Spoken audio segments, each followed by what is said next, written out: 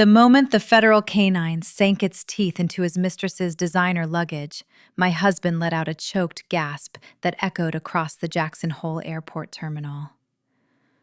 I took a slow sip of my vanilla latte and watched his multi-million-dollar empire burn to ash.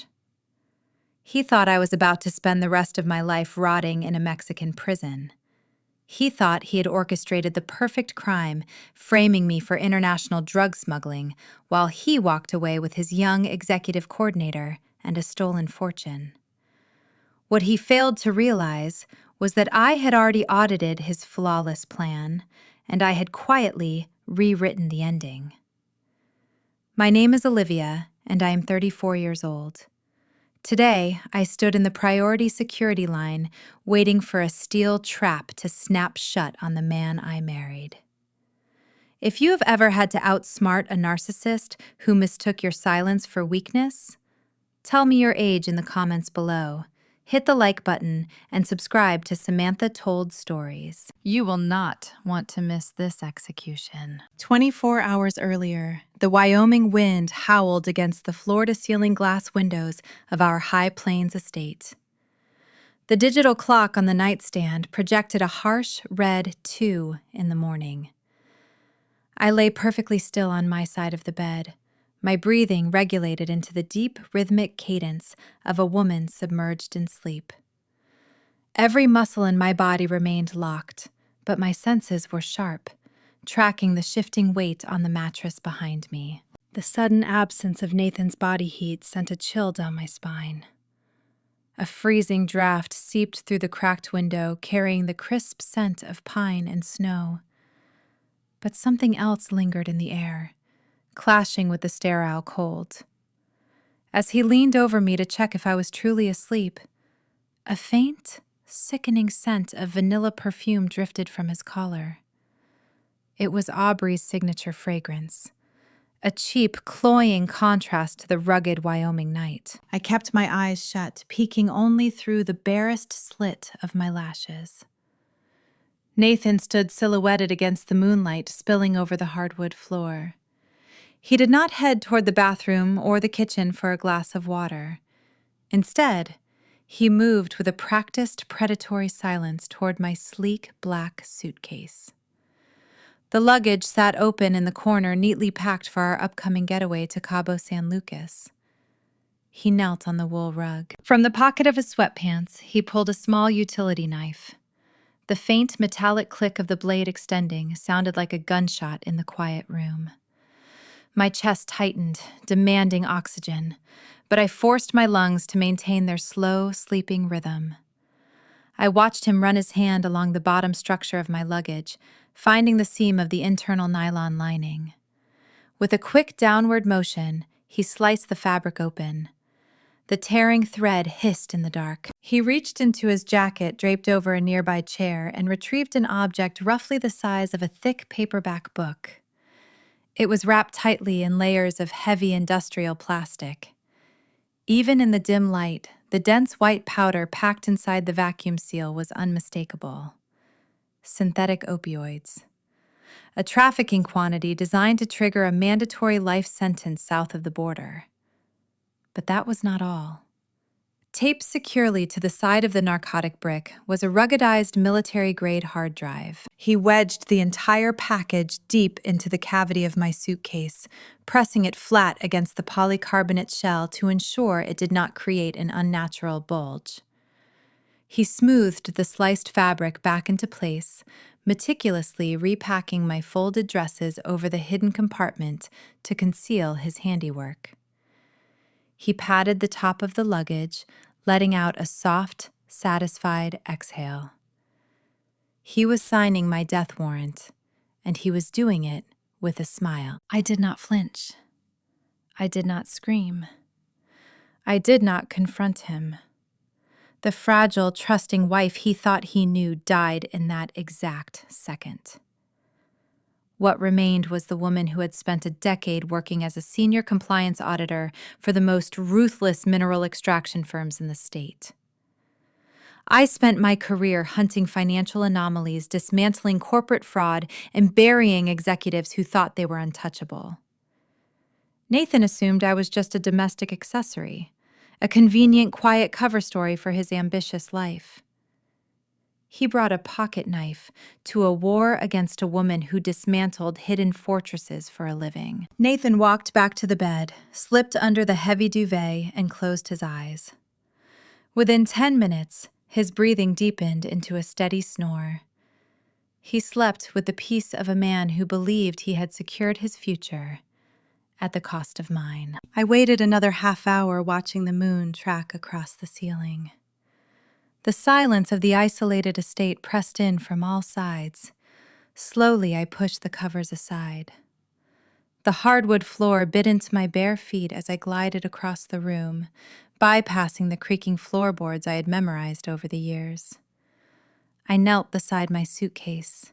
The vanilla scent still clung to the fabric of his discarded jacket, nearby a quiet taunt in the dark. My fingers traced the jagged cut in the nylon lining. Reaching into the cold darkness of the shell, I gripped the heavy plastic brick and pulled it free. It weighed at least 3 pounds. The calculated malice required to plant such a thing in a spouse's luggage radiated from the cold plastic.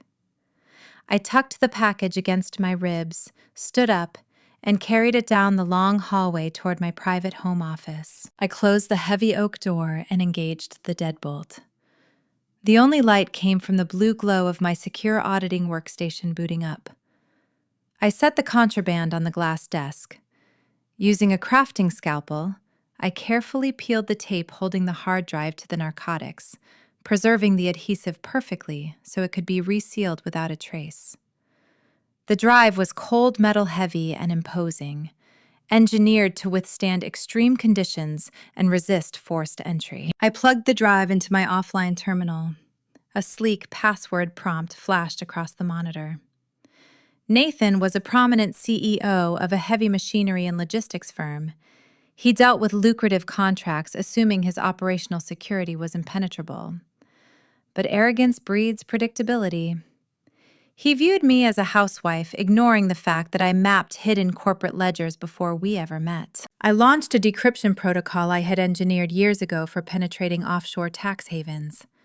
Lines of green code cascaded down the screen, systematically attacking his digital lock. I leaned back in my ergonomic chair, staring at the brick of synthetic poison resting on my desk. He wanted to trap me at a federal checkpoint. He wanted to watch me get dragged away in handcuffs while he flew to a tropical paradise with Aubrey. I took a slow breath, letting the icy Wyoming night fill my lungs. The executioner had laid his trap, but he forgot to check who was holding the axe. A sharp chime echoed from the computer speakers. The encryption barrier fell. The drive mounted onto my desktop. I leaned forward, resting my hands on the keyboard, and opened the first directory. The screen flared with a harsh white light, illuminating the dark corners of my home office. The first directory opened with a hollow click. It was labeled with a generic project code, a classic diversion tactic used by every corrupt executive I used to investigate during my tenure auditing Wyoming mineral operations. I opened the folder. Dozens of drafted emails populated the screen. They were meticulously forged to look as though they originated from my personal internet protocol address. The messages were directed to anonymous suppliers across the southern border, discussing logistical arrangements for transporting synthetic opioids. He had captured my tone with terrifying accuracy. The polite greetings, the structured bullet points, the concise sign-offs. It was a digital confession painted in my voice, expressing deep regret for letting financial greed push me into international smuggling. Alongside the fabricated emails sat a sprawling spreadsheet of offshore routing numbers. These were bank accounts located in jurisdictions immune to standard federal subpoenas.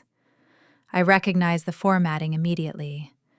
I did not yet have access to the deep archive detailing the exact origin of the stolen funds, but the surface data was more than enough to paint a devastating picture. If I had walked into Jackson Hole Airport blind today, Federal agents would have found the drugs cracked this drive and concluded I was the criminal mastermind.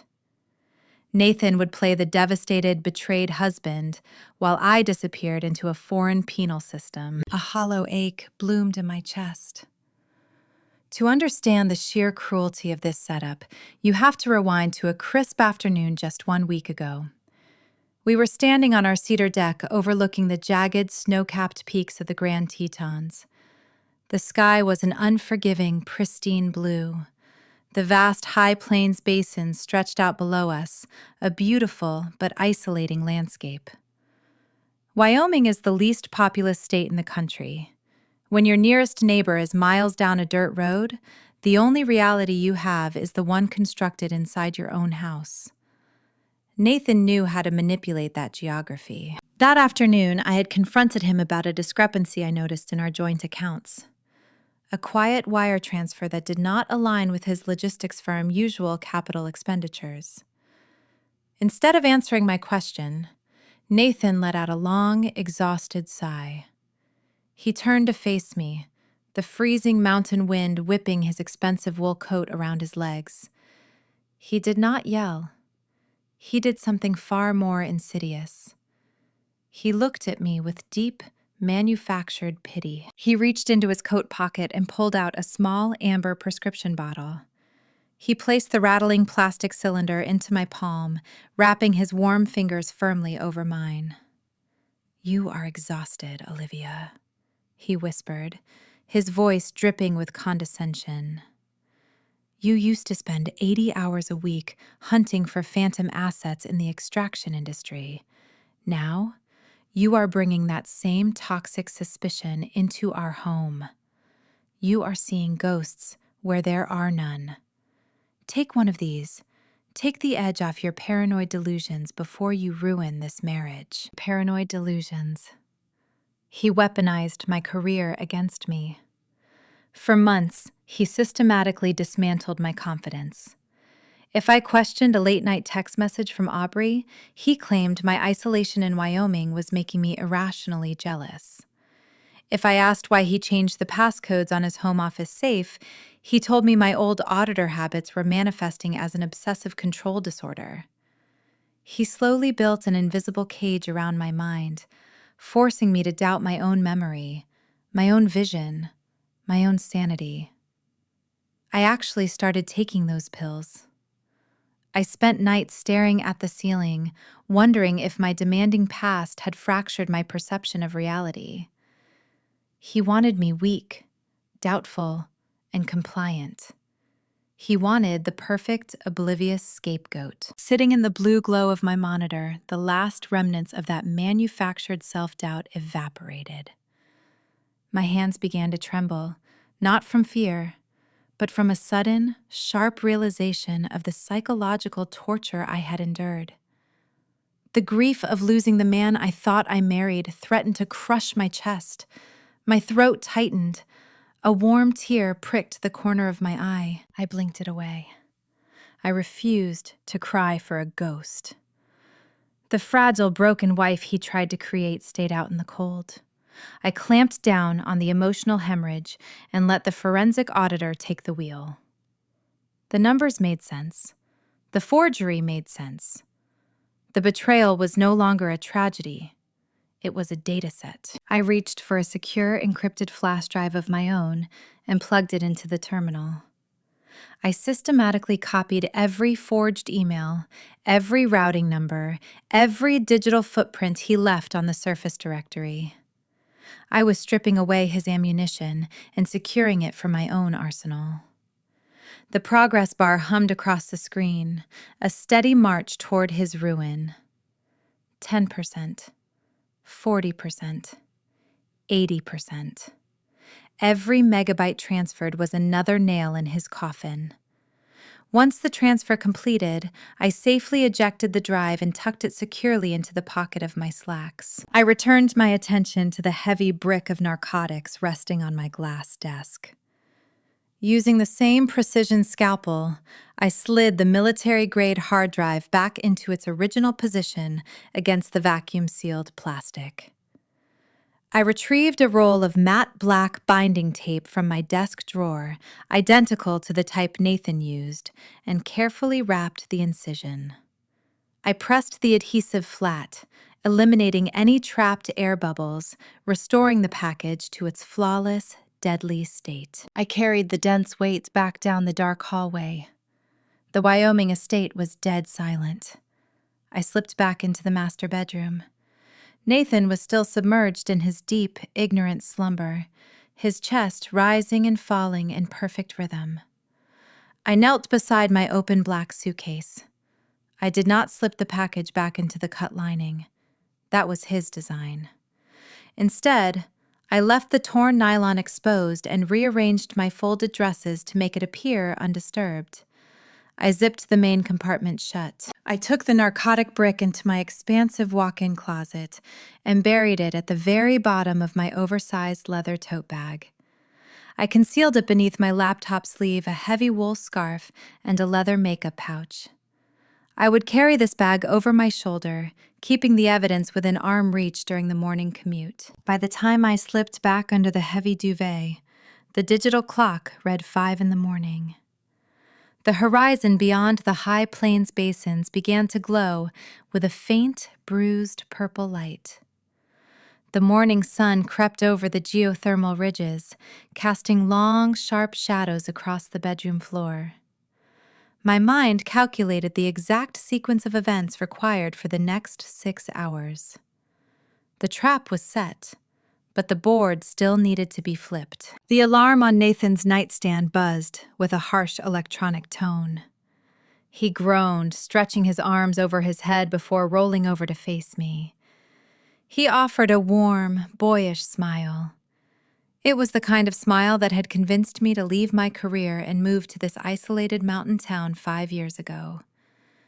He reached out, brushing a stray lock of hair behind my ear, and pressed a soft kiss to my cheek. "Good morning, beautiful," he murmured, his voice thick with sleep. "Are you ready for paradise?" I looked directly into his eyes, matching his warm, devoted expression flawlessly.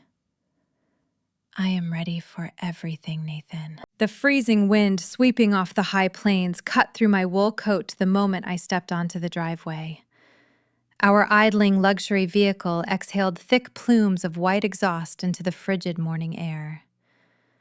Nathan stood by the open trunk, a picture of rugged executive grace in his tailored cashmere overcoat. He reached for my sleek black luggage, wrapping his gloved hands around the handle.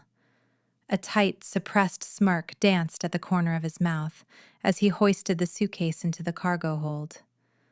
He treated the object with delicate reverence, believing he was carefully securing the instrument of my impending downfall. He patted the hard polycarbonate shell, sealing the hatch with a solid thud. I stood on the frost-covered pavement, clutching my oversized leather tote against my ribs. Hidden at the very bottom, buried beneath a laptop sleeve and a thick cashmere scarf, rested the dense, vacuum-sealed brick of synthetic poison and the decrypted hard drive. The weight of the contraband pulled at my shoulder, a heavy, physical reminder of the lethal game we were playing. I offered Nathan a bright, unburdened smile. He opened the rear passenger door for me, gesturing inside with an exaggerated display of chivalry. I slid onto the heated leather seat, maintaining my composed facade.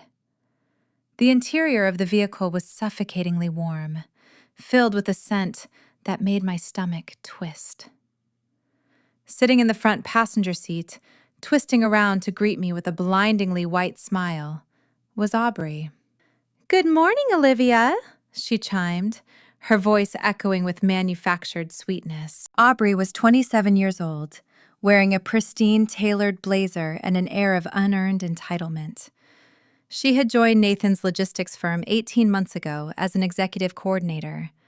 Prior to her arrival, the company functioned smoothly under seasoned management. Once she stepped into the boardroom, she quickly transitioned from scheduling flights to inserting herself into confidential operational decisions. She possessed a ruthless ambition masked by a polished, polite exterior. She viewed me as a relic, a boring domestic fixture taking up space in the life she intended to claim. "I hope you do not mind sharing the ride," Nathan said, settling into the driver's seat and shifting the vehicle into gear. Aubrey has an urgent corporate layover in Denver before joining the regional conference. It made sense to consolidate our trip to the terminal. The excuse was painfully flimsy. A prominent chief executive and his junior coordinator sharing a ride to a romantic vacation departure flight was an insult to my intelligence. Yet I did not challenge the narrative. I leaned forward slightly, resting my hands on my heavy tote. "It makes perfect sense," I replied, keeping my tone light and pleasant. "Carpooling is incredibly efficient. Besides, it is always lovely to catch up before a long flight." The vehicle pulled away from our sprawling estate, navigating the winding mountain roads. The vast snow-blanketed basins of Wyoming stretched out in every direction, flanked by the towering, jagged silhouettes of the Grand Tetons. The isolation of the landscape mirrored the psychological warfare unfolding inside the cabin. We were trapped in a moving steel box, 3 people playing distinct roles in a theater of deception. Nathan and Aubrey did not bother to hide their mutual satisfaction. They believed they were the predators circling a clueless victim. Every few miles, they exchanged quick, knowing glances in the rearview mirror.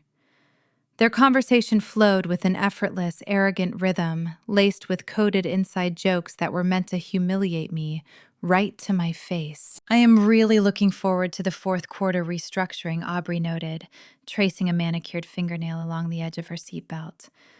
"The logistics division has been carrying far too much dead weight lately. It is time we streamline our operations and focus on the future." Nathan chuckled, a deep, resonant sound that once brought me comfort. "You are entirely correct, Aubrey. Trimming the excess baggage is the only way this company will reach its true potential. Sometimes you just have to cut your losses and leave the unnecessary burdens behind. You will see a huge difference by next week." The double meaning hung in the suffocating cabin air. They were openly discussing my impending imprisonment, comparing my life to discarded corporate liability. They reveled in the thrill of their secret, intoxicated by their own perceived brilliance. I tilted my head, looking out the window at the passing pine trees.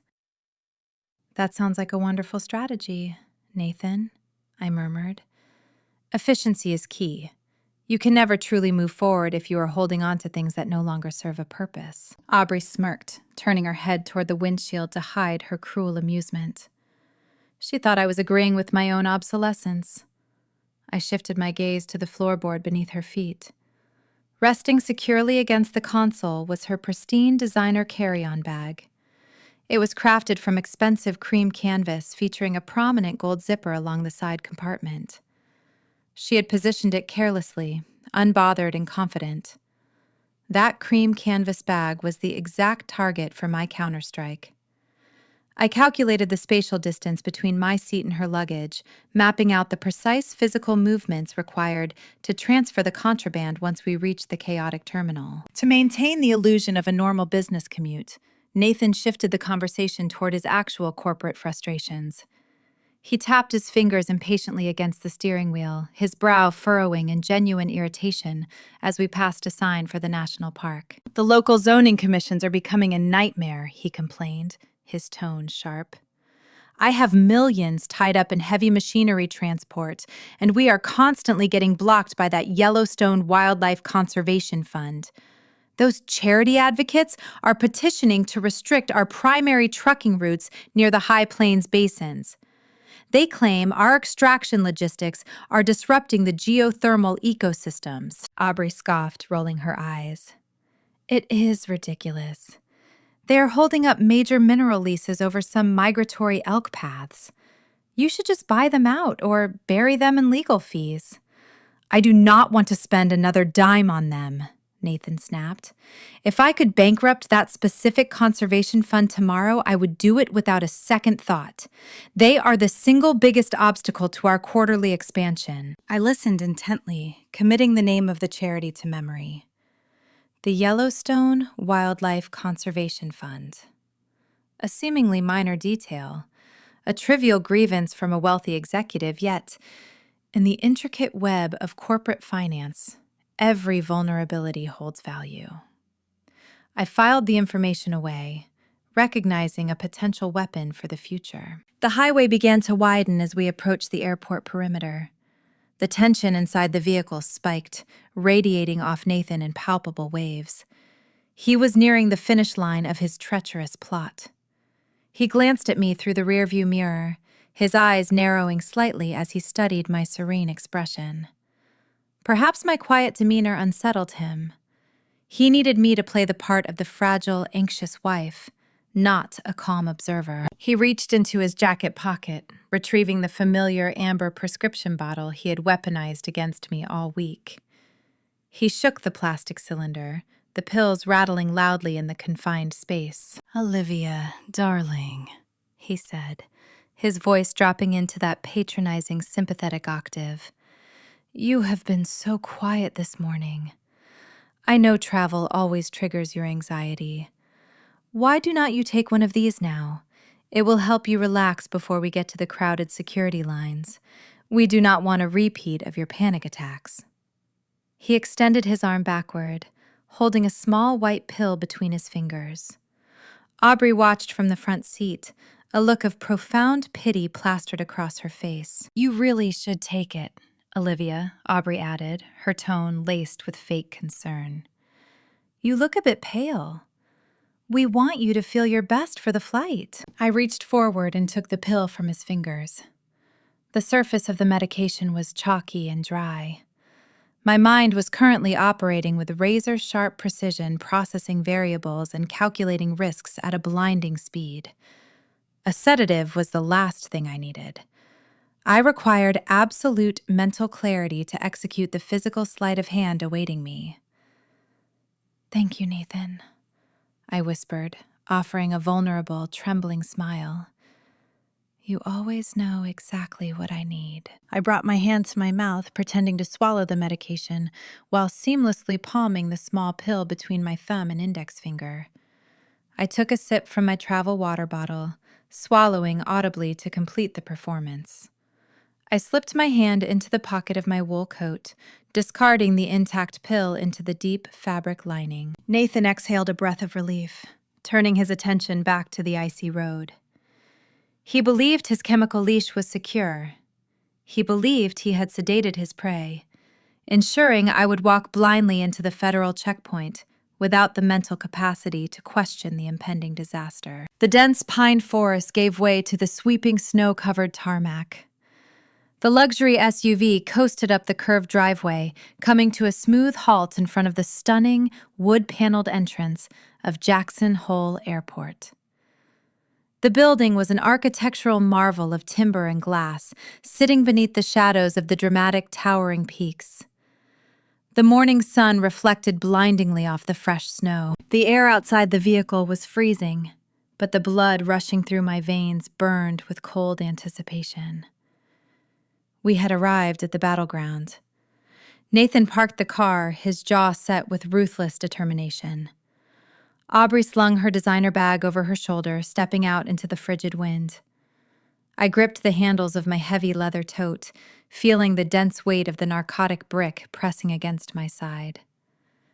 The psychological standoff was over. The physical execution was about to begin. The Jackson Hole Airport Terminal is an architectural anomaly, sitting entirely within the boundaries of a national park. The structure features exposed timber beams, soaring ceilings, and roaring stone fireplaces, designed to welcome the elite who flock to the Wyoming slopes. Stepping through the sliding glass doors, the freezing mountain air clashed with the suffocating, frantic energy of the departure hall. Throngs of affluent travelers clad in designer winter gear and pristine boots navigated the tight spaces. People dragged cumbersome snowboards, oversized luggage, and heavy travel cases across the polished stone floors. The ambient noise created a thick auditory fog, a chaotic symphony of overlapping conversations, rolling wheels, and blaring intercom announcements. Nathan marched ahead of us, hauling a reinforced travel case containing his custom-crafted skis. He prided himself on his athletic pursuits, viewing the hazardous mountain slopes as just another arena to conquer and dominate. His specialized equipment required a separate drop-off counter located at the far end of the ticketing hall. He checked his platinum wristwatch, his jaw clenching with distinct impatience. Time was a variable he sought to control, and the crowded terminal threatened his meticulous schedule. He paused near a cluster of leather benches adjacent to a bustling artisanal coffee kiosk. The line for caffeine stretched long, filled with shivering tourists seeking warmth from the mountain draft. He dropped his standard roller bag near my feet, but kept a firm grip on the handle of his ski case. "Wait right here," Nathan instructed, his tone brisk and commanding. "The oversized baggage line is a disaster. I will drop these off and be back in 3 minutes. Do not wander off." Aubrey shivered, pulling the lapels of her tailored wool coat tighter against her neck. "I am freezing," she complained, her eyes darting toward the hissing espresso machines. "I need a hot latte before we deal with the security checkpoint. Watch my things, Olivia." She carelessly tossed her cream canvas designer carry-on onto the leather bench right next to my hip. Without waiting for a response, she pivoted on her heel and joined the back of the coffee queue. Her attention was already fixed on her glowing phone screen, her thumbs typing a rapid message. Nathan was already 50 yards away, weaving his broad shoulders through the dense crowd toward the distant counter. I was alone. The chaotic environment provided a flawless, bustling theater for deception. I calculated the spatial variables. 40 seconds. That was the maximum window of unobserved isolation I possessed before either of them turned around or broke from their respective distractions. My adrenaline spiked, sending a cold rush through my veins, but my breath remained remarkably even. My background in compliance auditing taught me how to operate under unyielding scrutiny. When federal regulators comb through your corporate ledgers looking for discrepancies, you learn to steady your hands and project serene compliance. You learn to breathe through the panic, to compartmentalize fear into actionable data. Today, that rigorous mental discipline kept my pulse from giving me away. I focused on the physical geometry of the task. 40 seconds was a generous margin if my movements were precise. I slid down the leather bench, closing the 6-inch gap between my body and Aubrey's luggage. Her carry-on featured a spacious exterior side compartment meant for magazines or a folded travel blanket. In her haste and self-assured arrogance, she had left the custom gold zipper parted halfway, creating a dark, inviting opening. I reached into my oversized leather tote.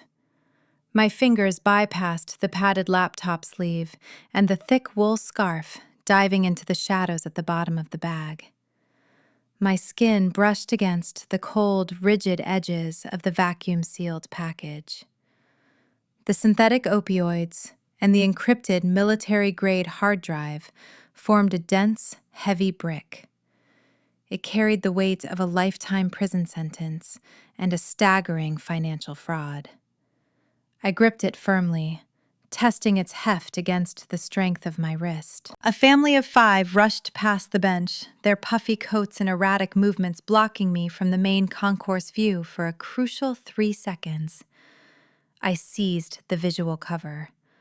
I pulled the contraband from my tote, keeping it low, hidden beneath the drape of my open coat. The transfer was fluid and deliberate. I guided the dense brick directly into the gaping mouth of Aubrey's side compartment. It slid into the deep pocket, nestling perfectly against the internal lining, disappearing from sight. I needed to secure the compartment. My fingers pinched the custom gold zipper pull. Just outside the towering glass walls of the terminal, a commercial Boeing jet fired its turbines, preparing for takeoff on the icy runway. The deep, rumbling roar penetrated the building, vibrating the floorboards and drowning out all high-pitched frequencies. Using the auditory camouflage, I pulled the zipper shut. The sharp, metallic teeth locked together, the sound entirely swallowed by the deafening jet engine. The lethal cargo was relocated, but a seamless illusion requires a convincing flaw. I turned my attention back to my own leather tote. Instead of securing my bag, I intentionally left the top zipper wide open, exposing the inner lining and the corner of my laptop sleeve. I let the long leather strap hang awkwardly off my shoulder, cultivating the appearance of a sedated, clumsy traveler struggling to manage her belongings. 32 seconds had elapsed. Aubrey stepped out of the coffee line, a steaming paper cup in her hand. She marched back to the bench, her eyes scanning the digital departure boards mounted high above the ticketing counters. She did not spare a single glance at her luggage. She simply reached down and grabbed the handle of the cream canvas bag. Her wrist strained for a fraction of a second against the unexpected 3-pound addition. A tiny furrow appeared on her brow, but her mind instantly dismissed the physical discrepancy. She shifted her grip, adjusting the strap over her tailored shoulder. She was too absorbed in her own self-importance to question the altered physics of her own possessions. A moment later, Nathan emerged from the sea of passengers, his hands now free of the cumbersome ski gear. He strode toward us with the crisp, predatory gait of a man nearing a triumphant finish line. His eyes scanned our little group, landing immediately on my hanging, unzipped tote bag. I watched his facial muscles shift. A distinct, patronizing smirk touched the corner of his lips. He noted the careless state of my bag, the exposed contents, and my slightly slouched posture. In his mind, the anxiety pill he had forced upon me in the SUV was taking full effect. He saw a sluggish, negligent wife operating in a chemical fog, practically begging to be caught by the transportation authorities. The red herring worked flawlessly. He felt an intoxicating rush of superiority. His chest puffed out slightly under his cashmere coat. He believed his trap was proceeding with mechanical perfection, treating my perceived vulnerability as a personal victory. "All right, ladies," Nathan announced, his tone brimming with a manufactured, cheerful urgency. "Let us head to the screening area. The priority lane looks clear this morning, and I want to grab a drink in the lounge before we board." We merged into the river of passengers flowing toward the back of the terminal. Nathan walked slightly behind me, acting as a silent shepherd guiding a lamb to the slaughter. I felt the heat of his gaze fixed on my black suitcase rolling smoothly across the tile. He was practically vibrating with toxic anticipation, a coiled spring ready to snap. Every step brought us closer to the rigid boundaries of federal law enforcement. He thought he was walking me toward my destruction. He had no idea the executioner was strolling right beside him, maintaining a steady, measured pace. We approached the TSA security checkpoint, a sprawling gauntlet of stainless steel tables, gray plastic bins, and towering scanning machines. The air smelled of ozone, floor wax, and the nervous sweat of rushing travelers.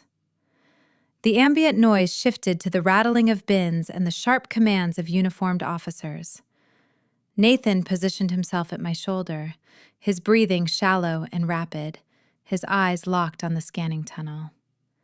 The trap was armed, and he was eager to watch it spring. The priority lane at Jackson Hole Airport was cordoned off by thick velvet ropes, shielding the elite travelers from the general boarding masses.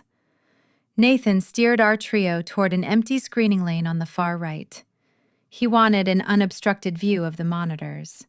He placed a firm, guiding hand on the small of my back, propelling me forward with a forced, enthusiastic urgency. "Go ahead, honey," he urged, his voice carrying a strained high pitch. "Put your things on the belt. Let us get you cleared first so you can relax." He was positioning me on the firing line, stepping aside to grant himself the perfect vantage point for my incoming destruction. To an outsider, Nathan looked like the quintessential devoted husband, ensuring his anxious wife navigated the stressful travel protocol with ease. In his mind, he was already rehearsing the performance he would deliver when the authorities dragged me away. He would play the horrified spouse, weeping softly while explaining to the press that my prior high-pressure career auditing mineral extraction firms had clearly triggered a psychotic break. He had spent months laying the psychological groundwork, convincing our social circle that I was fragile and unpredictable. Now, he was ready to cash in on that narrative, securing his stolen fortune while I took the fall. I stepped up to the stainless steel table. The ambient drone of the terminal faded into a sharp, focused hum. I moved with practiced, unhurried grace. I slipped off my wool coat, folding it neatly into the first gray plastic bin. I placed my intentionally unzipped leather tote into a second bin, ensuring the empty laptop sleeve and mundane makeup pouches were clearly visible to any observer. Finally, I gripped the telescopic handle of my sleek black suitcase. Nathan hovered mere inches away. I could feel the heat radiating from his chest. His eyes were wide and dilated, fixed entirely on the zipper of my luggage. He was waiting for the inevitable clash of alarms. He was holding his breath, waiting for my life to end. I hoisted the black suitcase and placed it squarely onto the black rubber conveyor belt. The heavy fabric settled against the rollers with a dull thud.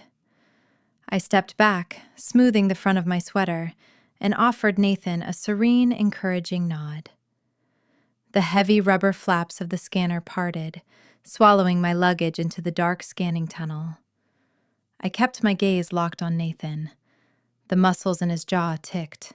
He shifted his weight from one custom leather shoe to the other, craning his neck to secure a direct line of sight to the operator-illuminated monitor. The transportation security agent sitting behind the console looked profoundly bored.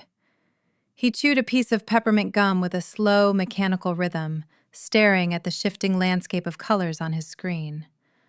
Bright blues indicated zippers and hardware, while dense oranges highlighted organic materials. Nathan leaned closer, his chest pressing against the side of the table. He was bracing for the sudden appearance of a dense, rectangular void on the monitor, the unmistakable signature of a vacuum-sealed narcotic brick, and a ruggedized hard drive. The conveyor belt hummed its steady, unbothered tune. The glowing image of my luggage scrolled smoothly across the screen. There was no dense anomaly. There was no hidden cavity glowing with threat.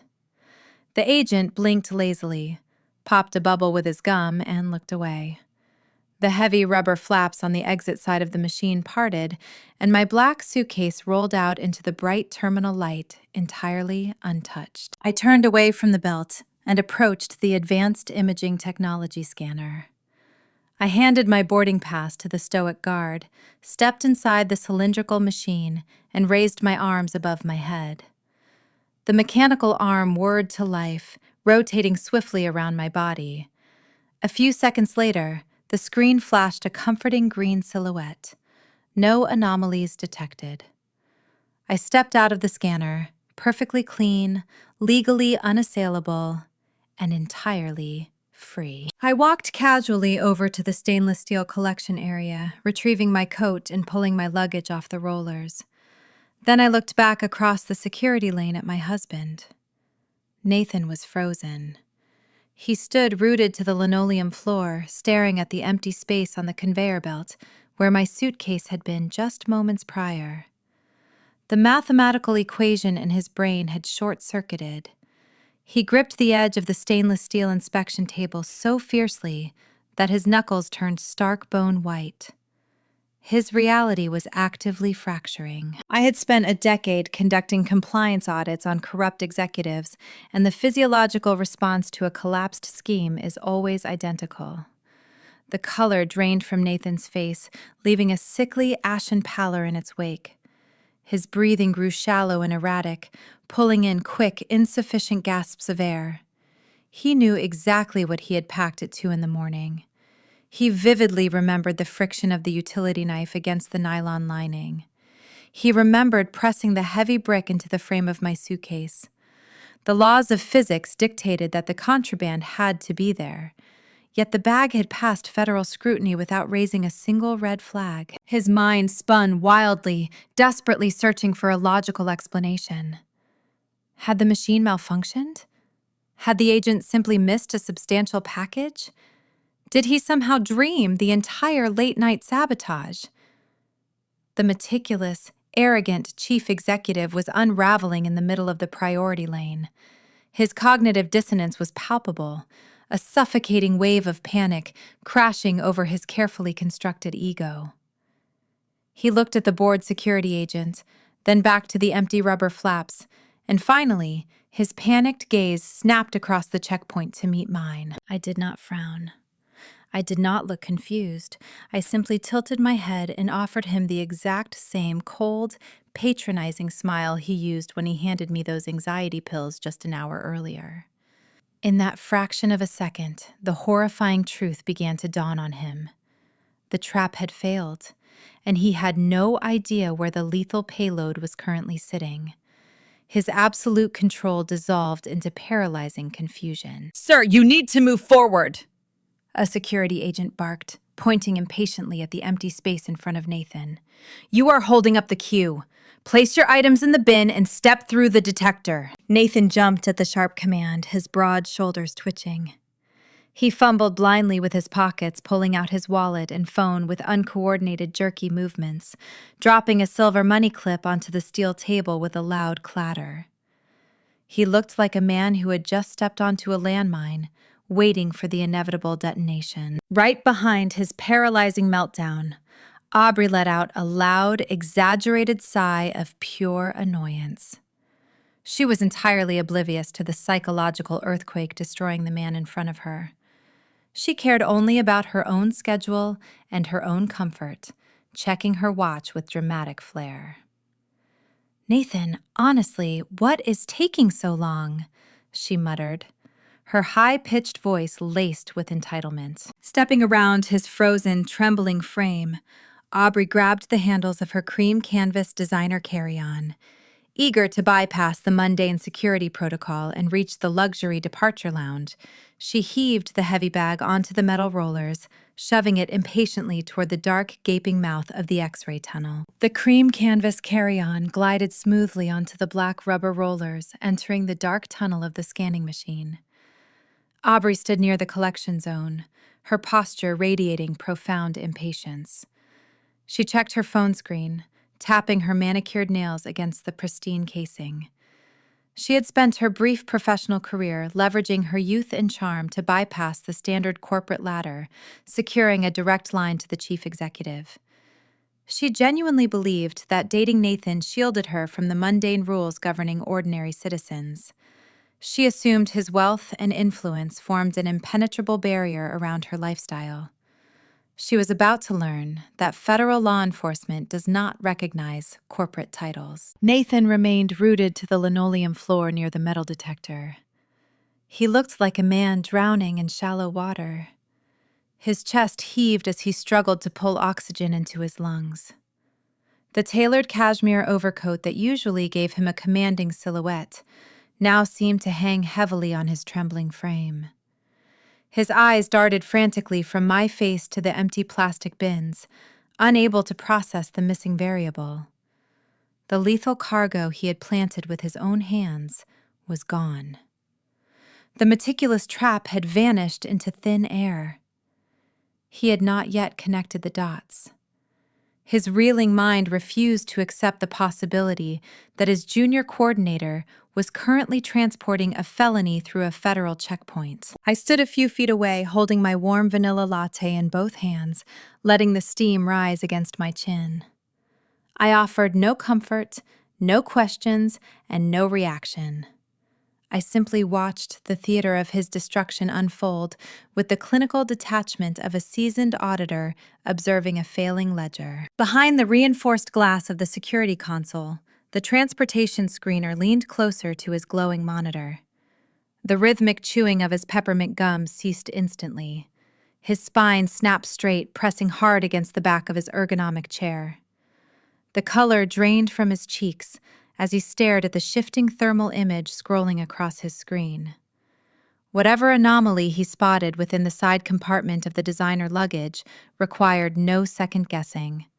His hand shot forward, hovering over the control panel for a fraction of a second before slamming down on a large red emergency button. The steady mechanical hum of the conveyor belt died instantly. The gears locked into place with a jarring metallic screech that echoed sharply off the high timber ceilings of the terminal. The sudden cessation of movement acted like a physical blow to the surrounding atmosphere. The murmuring crowd of affluent tourists and rushing business travelers fell silent, their attention snapping toward the stalled machine. Before Aubrey could even formulate a complaint, the situation escalated beyond any bureaucratic delay. A uniformed Customs and Border Protection officer sprinted into the priority screening zone from an adjacent corridor. He held a thick leather leash, his boots slipping slightly on the polished stone as he fought to restrain a muscular German shepherd. The canine operated on purebred instinct, its senses overwhelmed by the specific chemical signature radiating from the stalled scanner. The animal bypassed the stacked trays of laptops and discarded winter boots, zeroing in directly on the dark opening of the X-ray tunnel. Aubrey let out a sharp sigh of irritation, her brow furrowing in deep annoyance. She stepped forward, opening her mouth to scold the officer for holding up her pristine luggage. The indignant words died in her throat. The dog lunged. Planting its heavy front paws onto the stainless steel inspection table, the animal let out a ferocious, deafening bark that shook the air. It buried its snout into the cream canvas of Aubrey's carry, on its heavy claws tearing frantically at the expensive fabric. The canine was desperate to unearth the scent buried within the side compartment, scratching through the material with relentless power. Aubrey staggered backward, her expensive leather boots tangling over each other. Her arrogant, entitled posture collapsed in a single heartbeat. The exasperated sigh morphed into a high-pitched, breathless gasp of pure terror. She pressed her trembling hands over her mouth, her eyes wide and unblinking as the powerful animal decimated her prized possession. The reality of true, unyielding physical danger shattered her suburban bubble. She shrank against the glass partition, trying to distance herself from the terrifying display of force. High-decibel sirens pierced the terminal, a shrill, oscillating wail that signaled a severe security breach. Red strobe lights mounted along the ceiling beams flared to life, casting harsh, rhythmic shadows across the pale faces of the trapped passengers. The mundane, predictable routine of airport travel evaporated. In its place, the rigid, unforgiving machinery of federal law enforcement seized absolute control. Heavily armed tactical officers materialized from multiple access doors. Clad in dark tactical vests and carrying long rifles, they moved with coordinated, terrifying efficiency. The sound of their heavy boots pounding against the stone floor drowned out the fading murmurs of the crowd. They swarmed the priority lane, forming a solid human barricade around the checkpoint. "Step back!" a towering officer shouted, his voice echoing with immovable authority. He shoved a complaining tourist away from the perimeter, establishing a hard line that no civilian dared to cross. "Lock down the lane! Nobody moves!" The wealthy travelers, accustomed to VIP treatment and polite deference, shrank back in genuine fear. Their money and status offered zero protection against the tactical rifles and the blaring alarms. They were corralled like cattle behind the velvet ropes, their smartphones slowly rising to capture the chaos. Nathan stumbled backward, his shoulder colliding hard with a stack of gray plastic bins. They tumbled to the floor with a loud clatter, but he did not seem to notice. He stared at the torn cream canvas bag pinned beneath the paws of the barking dog, his jaw trembling uncontrollably. The scattered puzzle pieces in his brain finally locked together into a horrifying picture. The trap had not disappeared. It had migrated. He looked at Aubrey, watching the young woman he intended to spoil with his stolen fortune become the focal point of a major federal raid. His carefully constructed empire was burning, and the flames were rapidly advancing toward his own feet. The lead tactical officer, a broad-shouldered man projecting cold, lethal competence, approached the stalled conveyor belt. He signaled the handler to pull the frantic dog back. The handler tugged the heavy leash, wrestling the barking animal away from the luggage. The lead officer did not ask for permission. He did not request a key. He unholstered a sharp utility blade from his tactical vest, mirroring the exact tool Nathan had used in the dead of night. Grabbing the ruined designer bag by its handle, the officer yanked it onto the metal inspection table. He drove the blade into the side compartment, slicing the expensive canvas open with a single brutal motion. The sound of tearing fabric severed the very last thread of Nathan's corporate illusion. Reaching deep into the exposed lining, the officer gripped the dense black taped package. He pulled the heavy brick into the harsh fluorescent light, setting it down on the steel surface with a definitive thud. The package sat there, radiating lethal consequences. It was undeniably identical to the contraband Nathan had buried in my suitcase. The officer retrieved a chemical testing swab from a secure pouch, wiping the pad against a tiny slit in the industrial plastic. He slid the swab into a portable digital analyzer. 5 seconds later, the vial flashed a bright, undeniable blue. Positive for synthetic narcotics. The lead officer lowered the analyzer. He rested his hand on his holstered weapon, turning his steely, unblinking gaze toward the terrified couple shrinking against the wall. His voice was a low, thunderous rumble that cut through the blaring sirens and the echoing barks. "Who packed this luggage?" The lead officer's voice echoed through the frozen departure hall. Aubrey stood paralyzed. She stared at the black taped package resting on the stainless steel surface, her manicured hands trembling. Her polished corporate facade melted into raw survival instinct. She raised a shaking finger, bypassing the armed guards, and pointed directly at the man standing beside her. "He is my boss," Aubrey stammered, her voice cracking under the crushing weight of the federal gaze. "He packed the car, he handled the bags. I do not know what that is. You have to ask him." Nathan took a stumbling step backward.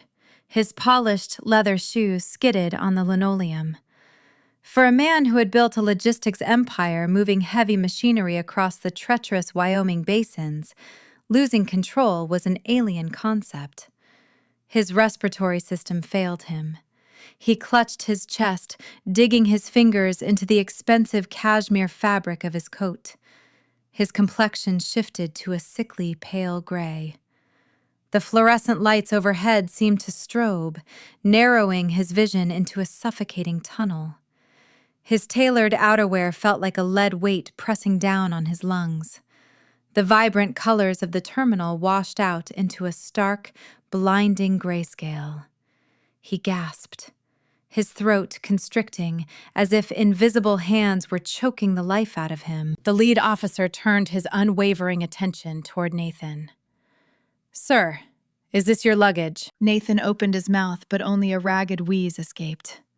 His brain misfired. He was a chief executive. He was used to commanding boardrooms, silencing dissent with a raised hand, and buying his way out of zoning disputes. But wealth offered zero leverage against a tactical rifle and a positive chemical field test. He looked at the heavy brick of narcotics. He looked at Aubrey, who was backing away from him as if he carried a contagious disease. Then his frantic, bloodshot eyes locked onto me. I remained anchored to my position at the end of the collection area. My posture was upright, my hands resting lightly over the handle of my empty tote bag. I did not flinch. I offered him a silent, glacial stare. I let him read the quiet triumph etched into my features. The naive, compliant wife he had underestimated for 5 years was standing amidst the wreckage of his life, unscathed. The psychological impact of my composure hit him harder than a physical blow. The cognitive dissonance tore through his remaining sanity. He realized the trap had not just failed. It had been intercepted, reverse-engineered, and deployed against him with surgical precision. The sheer audacity of my counterstrike broke his fragile ego into jagged shards. He could not process the defeat. He could not accept that the woman he deemed a disposable pawn had checkmated him in front of the world. The primal urge to escape the sinking ship overrode his logic.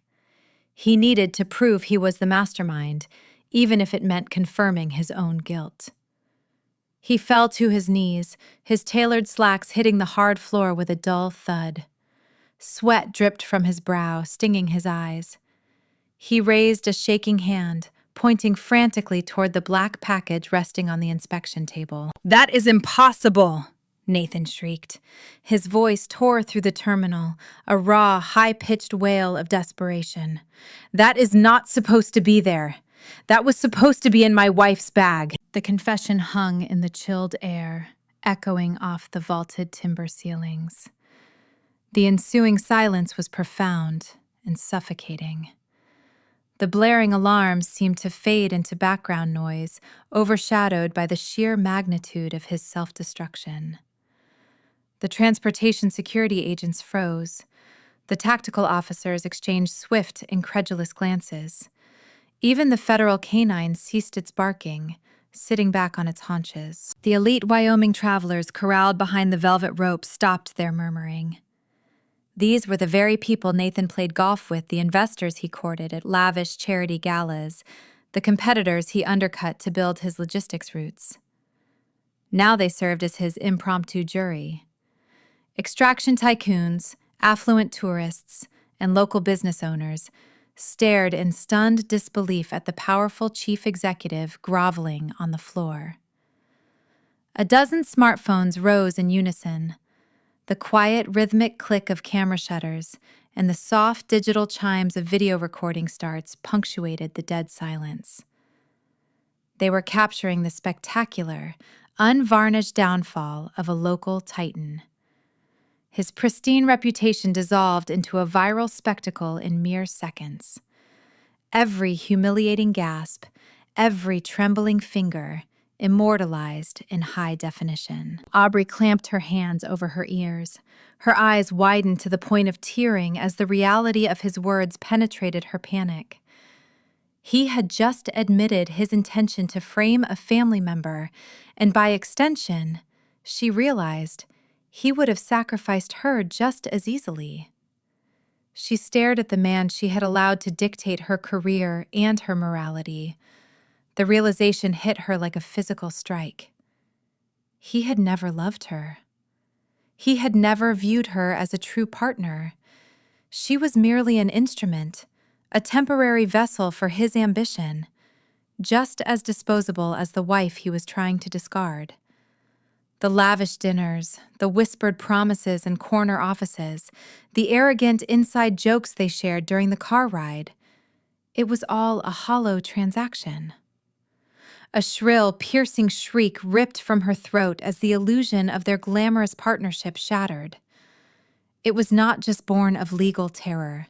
It was the agonizing vocalization of a woman witnessing her own devastating foolishness. The lead tactical officer did not require further clarification. He tapped the body camera mounted to his chest armor, ensuring the glowing red light captured every syllable of the unprompted admission. He signaled his team with a sharp nod. "Thank you for clarifying, sir," the officer stated, his deep voice devoid of any sympathy. "Hands behind your back." 2 armed guards surged forward. They grabbed Nathan by the shoulders, hauling him off the linoleum with brisk, unyielding force. They slammed him chest first onto the stainless steel table, right beside the torn cream canvas bag and the lethal contraband. his cheek pressed hard against the cold metal. The heavy thud of his body hitting the table sent a faint vibration through the floorboards. I savored that vibration. It was the physical manifestation of my freedom. The sharp mechanical ratcheting of heavy steel handcuffs securing his wrists echoed with beautiful finality. Another pair of officers flanked Aubrey, ignoring her hysterical protests as they pulled her arms backward, binding her wrists in identical steel restraints. Nathan twisted his neck, straining against the grip of the guards. Tears of frustration and terror streamed down his face. He searched the crowd, his frantic gaze seeking me out one final time. He opened his mouth, perhaps to beg for help, perhaps to hurl a final curse. I did not give him the opportunity. I broke eye contact, dismissing his existence entirely. I adjusted the lapels of my coat, reached down, and wrapped my fingers around the telescopic handle of my sleek black suitcase. The wheels glided smoothly across the floor as I turned my back on the chaos. The tactical perimeter parted for me. The officers recognized a cleared, innocent passenger escaping a hostile zone. I walked with an even unhurried stride toward the sliding glass exit doors. Behind me, the chaotic symphony of justice resumed. The shouts of federal agents reading Miranda rights, the frantic sobbing of a ruined executive coordinator, and the pathetic, broken pleas of a defeated chief executive faded into the distance. The automatic doors opened, welcoming me into the bright morning. The crisp, pristine air of the high plains washed over my face, carrying the scent of pine and untainted snow. I pulled my clean luggage onto the curb, hailing a waiting town car. The trap had snapped shut, trapping the exact prey it was meant to catch. The sterile, fluorescent lights of the Jackson Hole Airport Detention Center offered no comfort. The walls were painted in a dull, institutional gray, providing a jarring contrast to the vaded timber ceilings of the main terminal just down the corridor. I walked down the narrow hallway, my heels clicking a steady, rhythmic cadence against the linoleum. Walking beside me was Donovan, a ruthless, corporate defense attorney I retained hours earlier. Donovan operated with the precision of a surgeon specializing in high-stakes, white-collar litigation. He possessed a sharp, unyielding demeanor, dressed in a bespoke charcoal suit that signaled impending doom for anyone on the opposing side of the table. Federal agents had requested my presence for a preliminary statement, given my proximity to the suspects during the arrest. They likely expected a hysterical spouse weeping over her ruined marriage. Instead, they received a former compliance auditor accompanied by premier legal counsel. We approached the observation room, separated from the primary holding cell by a pane of thick, reinforced glass. Through the transparent barrier, the glamorous facade of Nathan and Aubrey and their illicit romance had entirely disintegrated into a toxic, pathetic spectacle. They were seated at opposite ends of a scratched metal table, their wrists bound by heavy steel handcuffs. The stark lighting cast harsh shadows across their faces, stripping away their affluent aura. Aubrey looked disheveled, her pristine tailored blazer wrinkled and stained with sweat.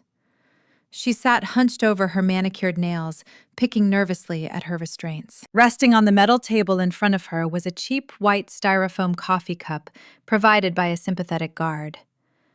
A distinct smear of her expensive crimson lipstick stained the rim. That vivid red mark on the disposable, fragile cup summarized the pathetic reality of their exposed affair. It was a cheap thrill, easily discarded, lacking any genuine substance. Aubrey was weeping, her mascara running in dark streaks down her pale cheeks. The entitlement that defined her personality just hours ago had vanished, replaced by venomous self-preservation. She glared at the man sitting across from her, her voice shrill and trembling as she spoke to the two federal investigators pacing the room. "He forced me to carry it," Aubrey cried, gesturing frantically toward Nathan with her bound hands. He packed the car this morning. He handed me that bag and told me to keep an eye on it.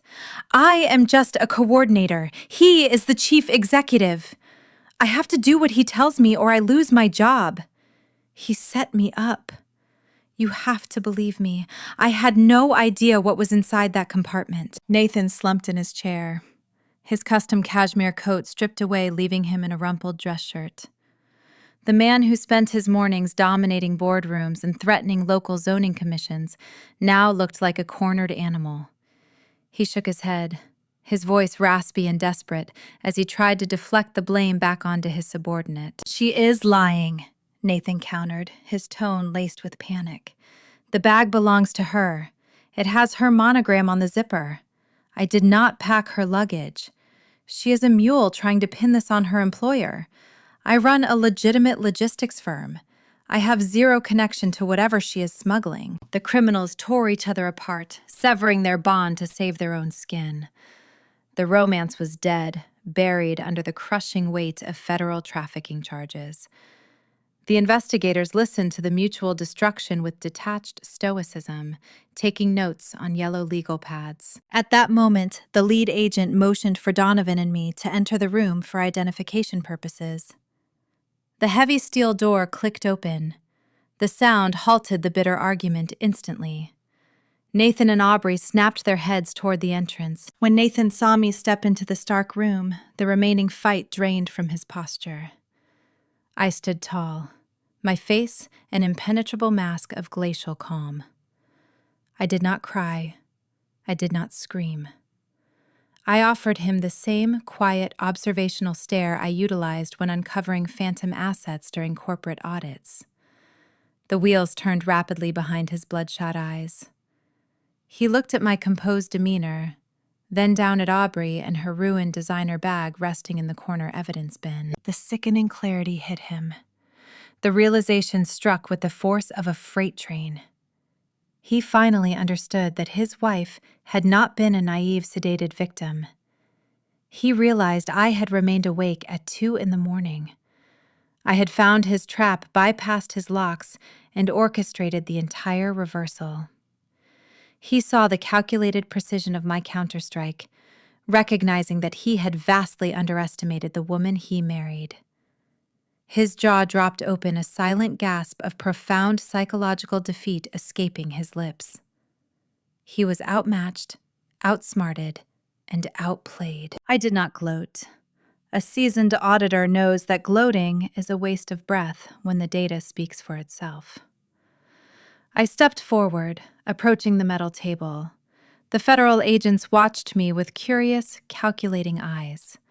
Donovan stood firmly at my shoulder, a silent sentinel, ensuring my rights remained protected. I reached into my briefcase and retrieved a pristine, color-coded dossier. I compiled this folder during the quiet hours before dawn, categorizing the surface-level data I extracted from Nathan and his military-grade hard drive. I slid the thick paper file across the scratched metal surface toward the lead investigator.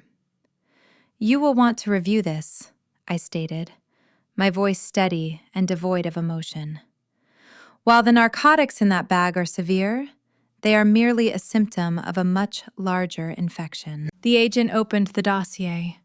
His eyebrows raised as he scanned the top pages. Inside, I had organized printed copies of the fabricated emails Nathan drafted, alongside the corresponding IP addresses, proving they originated from his personal terminal. I included the initial spreadsheet of offshore routing numbers detailing accounts located in tax havens immune to standard subpoenas. "My husband intended to frame me for international smuggling," I explained smoothly, keeping my gaze fixed on the federal agent. "He engineered those emails to mimic my tone, planning to use my background in compliance as a motive. The routing numbers listed in Section 2 will demonstrate a preliminary network of hidden assets. I suggest your cyber division subpoena the communication logs between his logistics firm and those specific foreign institutions." Donovan cleared his throat, projecting his authoritative baritone across the sterile space. "My client discovered these fabricated communications prior to the flight," the attorney clarified. Recognizing the imminent danger, she secured legal representation and compiled this preliminary report. She is fully prepared to cooperate with your financial crimes unit as a witness. However, she has zero involvement with the physical contraband seized today. The suspects currently in your custody are the sole proprietors of that specific cargo. The investigator nodded, slowly tapping his pen against the color-coded tabs. This changes the scope of our inquiry significantly, ma'am. We will need to bring in the forensic accounting team. I highly recommend starting with the offshore routing protocols I advised. Tapping the second tab of the folder. Those accounts are designed to cycle capital quickly.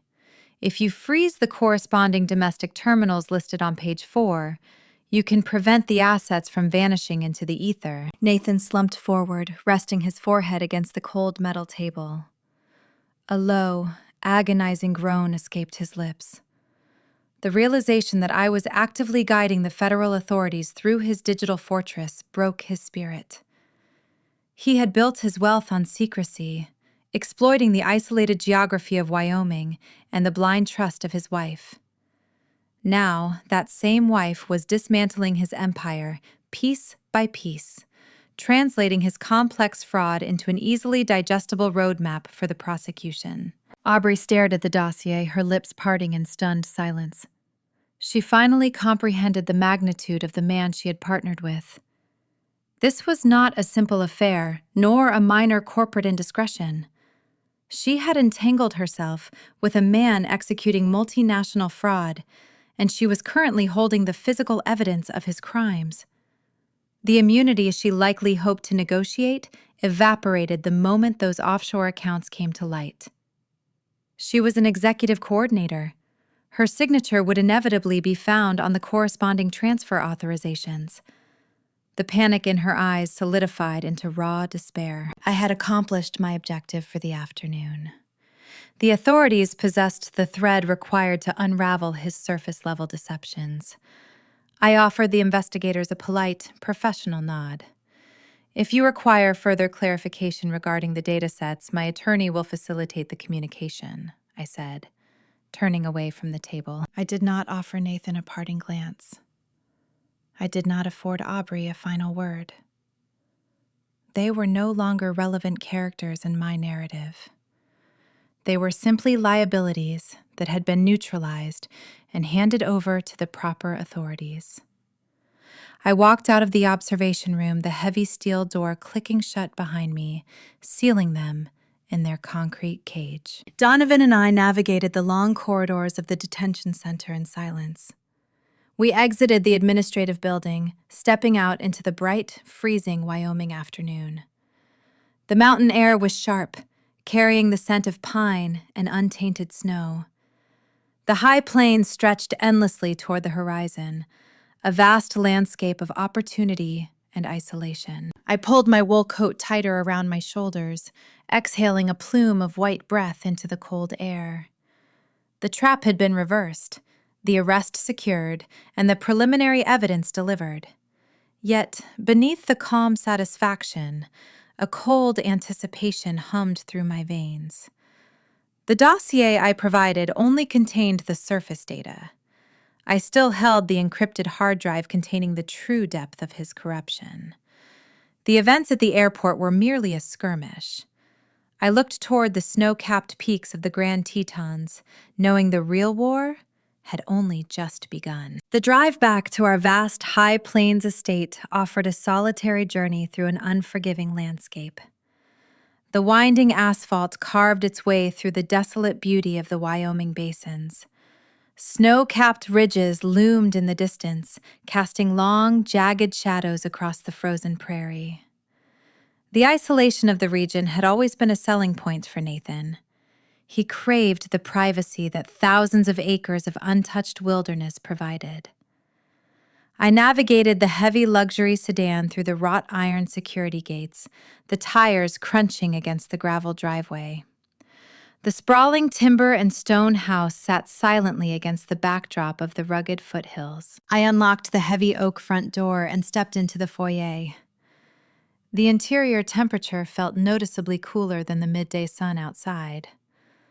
Without pausing to remove my wool coat, I bypassed the grand living room and descended the staircase into the subterranean level of the property. My private office was located at the end of a long, windowless hallway.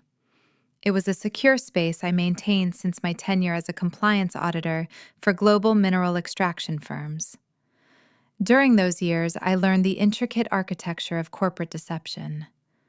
I learned how executives hid stolen capital behind complex firewalls and convoluted shell corporations.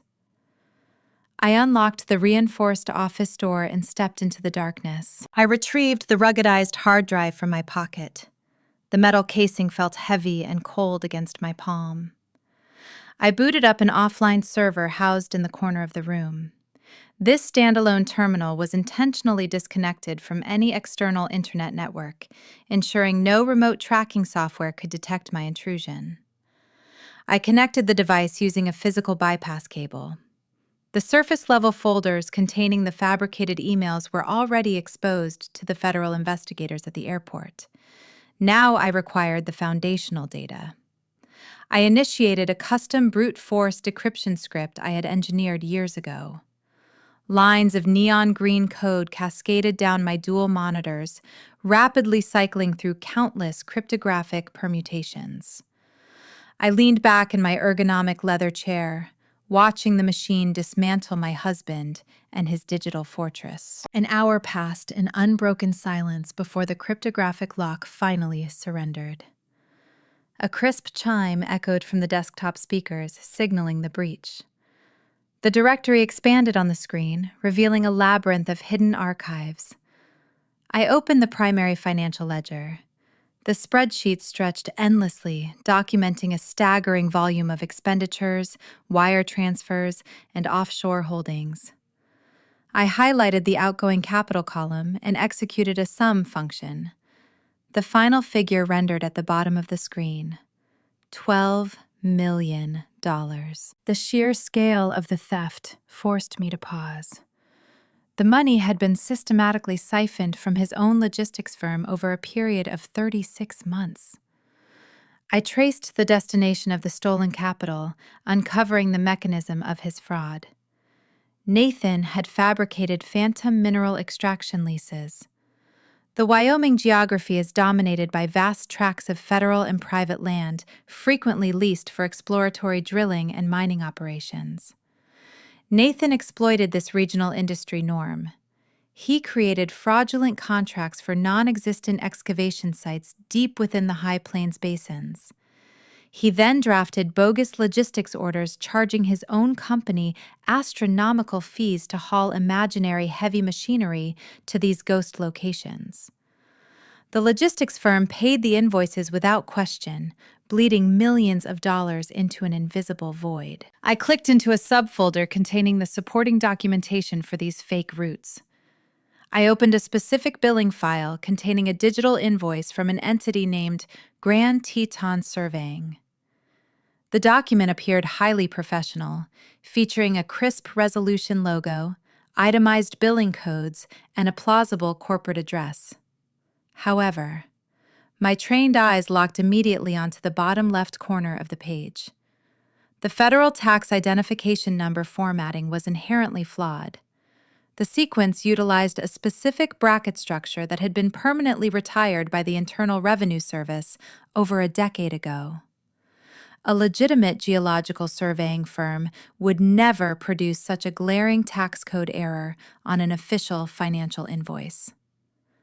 That single, microscopic discrepancy validated my entire forensic audit.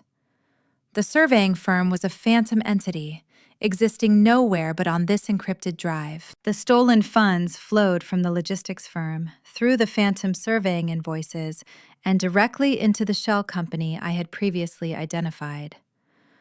I navigated to the corporate registration folder, needing to understand the exact hierarchy of this hollow corporation.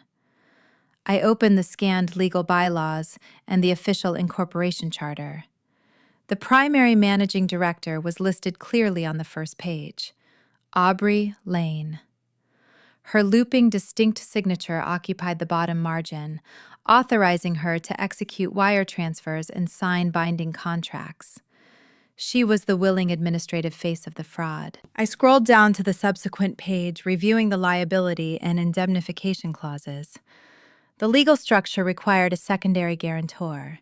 This individual would be legally responsible for the corporate debt and would serve as the ultimate beneficiary of the offshore accounts receiving the laundered funds. I stared at the name printed on the glowing screen. Olivia Jimenez. My breath caught in my throat. Below the typed text sat my signature. It was an immaculate forgery, capturing the precise slant and pressure of my authentic handwriting. Nathan had not merely gifted his executive coordinator a lucrative shell company. He had constructed a monumental financial crime and deliberately placed my name at the very center of the legal liability. The true, terrifying scope of his betrayal crystallized in my mind. The synthetic narcotics hidden in my luggage were merely the physical bait. He intended for the airport security dogs to flag my suitcase at the checkpoint. The federal agents would have seized the bag, discovering both the contraband and this ruggedized drive. Once government cyber units decrypted the device, they would uncover the $12 million embezzlement. They would find the fabricated emails, the phantom mineral leases, and my forged signature authorizing the entire operation. The prosecuting attorneys would review my professional background as a compliance auditor and conclude I possessed the exact specialized skill set required to engineer such a complex fraud. They would assume I utilized the stolen funds to purchase the narcotics, attempting to flee to Cabo San Lucas to escape an impending corporate audit. Nathan would have stood in the terminal, playing the role of the oblivious, grieving spouse who had been deceived by his criminal wife. I would have been buried under a mountain of irrefutable digital evidence, facing a lifetime in a federal penitentiary. The stakes instantly doubled. The skirmish at the security checkpoint was a preliminary victory. I had successfully redirected the physical evidence, neutralizing the immediate threat of the narcotics. However, the legal architecture of his trap remained completely intact. If Nathan managed to point his defense attorneys toward these specific hidden files, the forged documents would still implicate me in a massive federal conspiracy. My intellectual warfare had to escalate rapidly. I needed to systematically dismantle this digital paper trail before his legal team could weaponize the forged signatures against me. While I sat bathed in the cool light of my computer monitors calculating my next defensive maneuver, the antagonist was initiating his own calculated response. Miles away, inside the sterile concrete confines of the county detention center, Nathan was granted his standard processing rights. He did not waste his time calling a bail bondsman or reaching out to a panicked family member. He stood in the holding cell, gripped the heavy plastic receiver of the wall-mounted telephone, and dialed a secure, memorized number. He was triggering a pre-planned legal failsafe. It was an aggressive contingency protocol designed to sever my resources and destroy my ability to fight back. The digital war was transitioning into a brutal legal ambush. The silence of the subterranean office provided a stark contrast to the storm brewing outside its reinforced walls. I sat, bathed in the glow of the dual monitors mapping the intricate web of phantom leases and forged signatures. The digital architecture of my husband's fraud was laid bare before me, a labyrinth designed to leave me holding the liability. Just as I traced the final sequence of fraudulent transfers, a sharp, piercing sound shattered the quiet. A quiet, chilling ping emanated from my smartphone resting on the edge of the mahogany desk. I glanced at the screen. A sterile, automated notification from my primary financial institution illuminated the dark room. It informed me that my Platinum credit card had been suspended pending a fraud investigation. 10 seconds later, a second alert arrived. My secondary checking account was locked. Then a third. The joint savings account containing our liquid emergency funds was frozen. Within the span of 2 minutes, every single financial resource bearing my name was systematically cut off. I picked up the device, attempting to log into the online banking portal. A stark red banner greeted me, stating that access was revoked due to a pending legal injunction. Nathan was striking back. From the concrete confines of his holding cell, he had unleashed his defense attorneys. He retained a premier litigation firm located in Denver, an organization renowned for utilizing the justice system as a blunt instrument. Over the past decade, I had watched him deploy these exact lawyers to crush smaller competing logistics companies across the state. Whenever a local transport rival refused to sell their routes, Nathan would drown them in frivolous lawsuits, stalling their operations until legal fees bled them dry. He operated on a philosophy of financial starvation. He believed that if you cut off an opponent's resources, their principles would eventually crumble under the weight of sheer desperation. He was now applying that same predatory strategy to our marriage. 30 minutes after the cascading bank notifications, the security intercom at the front gate chimed. I accessed the external camera feed from my desktop. A private courier stood outside the wrought iron barrier holding a thick manila envelope. I buzzed him through, walked up the stairs, and opened the front door to accept the delivery. The courier handed me the parcel without a word, snapping a quick photograph to confirm receipt before returning to his idling vehicle. I carried the heavy envelope into the kitchen, slicing the seal open with a silver letter opener. The documents inside bore the letterhead of the Denver firm. It was an emergency order to vacate the premises. The legal argument was audacious. The attorneys claimed that our sprawling Wyoming estate had been purchased and maintained using equity diverted from his logistics firm. Therefore, they argued, the property was not a marital asset subject to standard divorce proceedings, but rather a corporate holding. Under the guise of protecting shareholder interests, they were attempting to legally evict me from my own home, demanding I vacate within 48 hours. The strategy was transparent. Nathan wanted me out on the street, penniless, frightened, and isolated in the freezing High Plains winter. He calculated that within a few days of enduring frozen bank accounts and impending homelessness, I would break. He expected me to contact his attorneys, desperate to negotiate a settlement. He assumed I would gladly hand over the decrypted hard drive in exchange for a meager allowance and a place to sleep.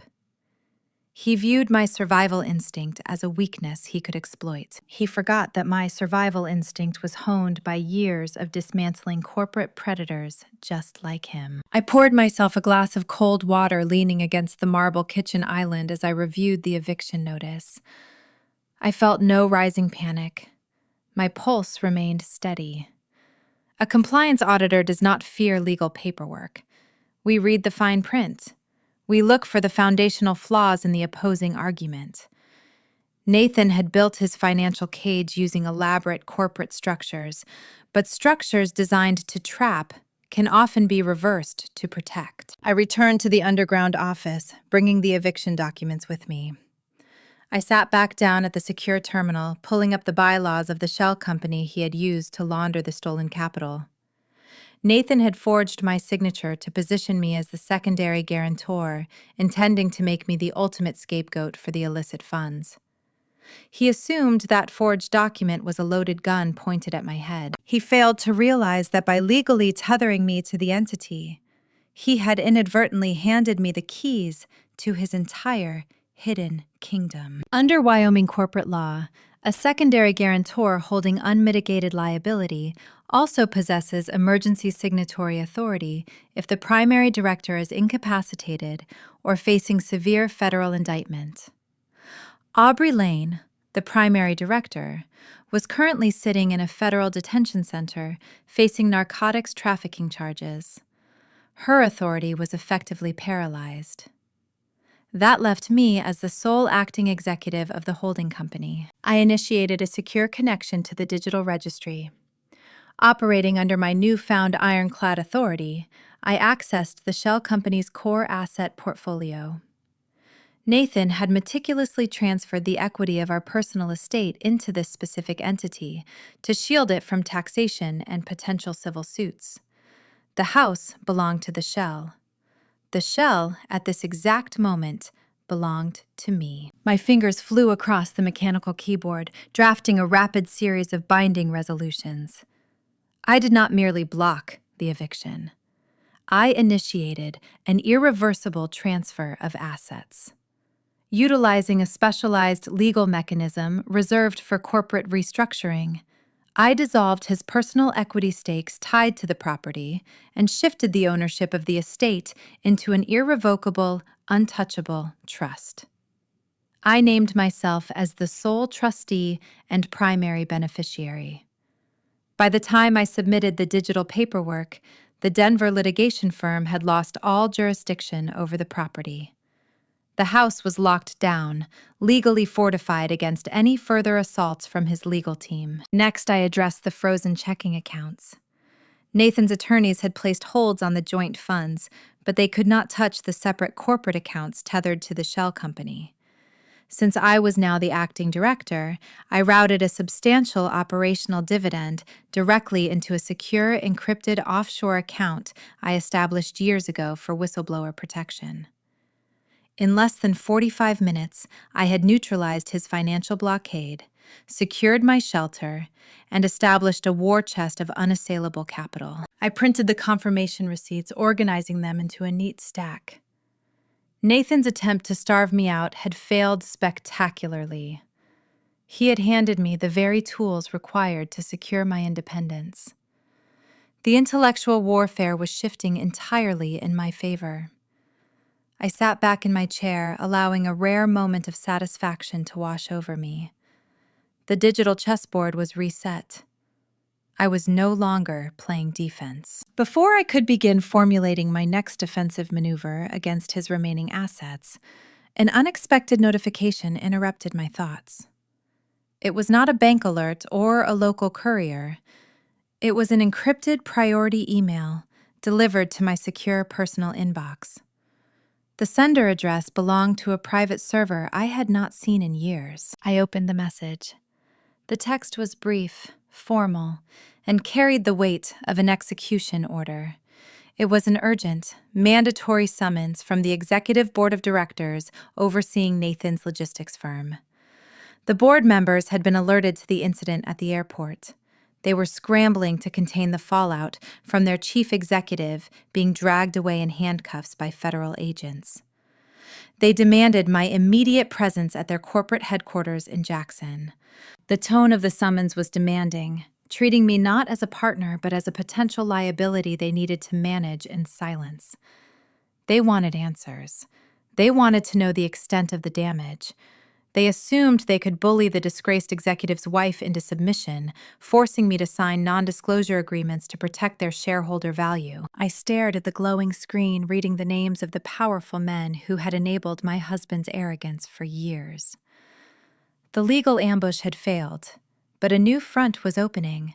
The corporate titans were gathering, seeking to bury the truth to save their own lucrative portfolios.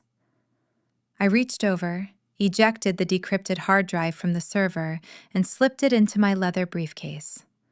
The war was moving from the shadows of my basement into the polished mahogany halls of corporate power. The corporate headquarters of the logistics firm occupied a prime parcel of real estate on the outskirts of Jackson. The building was a formidable structure of modern glass and dark steel, designed to project authority and wealth against the rugged backdrop of the Wyoming mountains. I parked my vehicle in the visitor slot, grabbed my leather briefcase, and walked through the sliding double doors. The lobby was hushed, the receptionist offering a nervous, tight-lipped smile before guiding me directly to the private elevator. I stepped onto the top floor, the domain of the executive board. This was the nerve center of Nathan and his logistics empire. The place where he had spent the last decade orchestrating his rise to power and his subsequent descent into fraud. The receptionist led me down a wide hallway lined with framed photographs of heavy transport trucks hauling extraction equipment across snow-swept plains. We reached the double doors of the primary meeting room. She pulled them open and I walked inside. The atmosphere in the room was dense with hostility and barely contained panic. 5 senior board members sat around a sprawling, polished mahogany table. These were men of substantial wealth and influence, titans of the regional extraction and transport industries. They were accustomed to dictating terms and crushing dissent. At the head of the table sat Chairman Caldwell, a silver-haired veteran of the energy sector, known for his ruthless pragmatism. He did not stand to greet me. None of them did. They stared at me with cold, calculating eyes, assessing the liability walking into their sanctuary. "Have a seat," Olivia Caldwell instructed, his tone dismissive and flat. He gestured to a solitary chair positioned at the opposite end of the long table, intentionally distancing me from their unified front. I did not sit down. I remained standing, placing my leather briefcase onto the pristine wooden surface. I observed the men arrayed before me. They exuded a sense of arrogant entitlement, assuming they could easily manipulate the disgraced executive and his bewildered spouse. They expected a fragile woman seeking reassurance and financial support. Let us skip the pleasantries. Caldwell continued, leaning forward and folding his hands. The incident at the airport this morning is a public relations disaster. We are fielding calls from major shareholders and regional press outlets. We need to contain the damage your husband caused. The company is prepared to offer you a generous transitional stipend. In exchange, you will sign a comprehensive non-disclosure agreement binding you from speaking about Nathan or internal operations to any federal authority or media representative. The strategy was textbook corporate damage control. They wanted to silence me with a meager payout, sweep the arrest under the rug, and distance the logistics firm from the narcotics trafficking scandal. They believed the drugs were the extent of the crisis. They had zero inkling of the financial rot eating away at their own ledgers. I unlatched the brass locks on my briefcase. The sharp clicks echoed loudly in the quiet room. "I am not here to negotiate a transitional stipend," I stated, my voice echoing with quiet, unyielding authority. "And you are severely underestimating the crisis currently unfolding within your organization. The narcotics charge is a diversion. The true threat to your shareholder value is sitting inside this case." I reached into the leather compartment and retrieved the ruggedized, military-grade hard drive. I dropped it onto the table. The heavy, definitive thud of the metal casing hitting the polished mahogany boardroom table sent a shockwave through the silent room. The men stared at the device, their confident postures shifting into wary uncertainty. "That drive contains the unredacted digital archives of your chief executive," I explained, keeping my gaze locked on Caldwell. Over the past 36 months, Nathan engineered a sophisticated embezzlement operation right under your noses.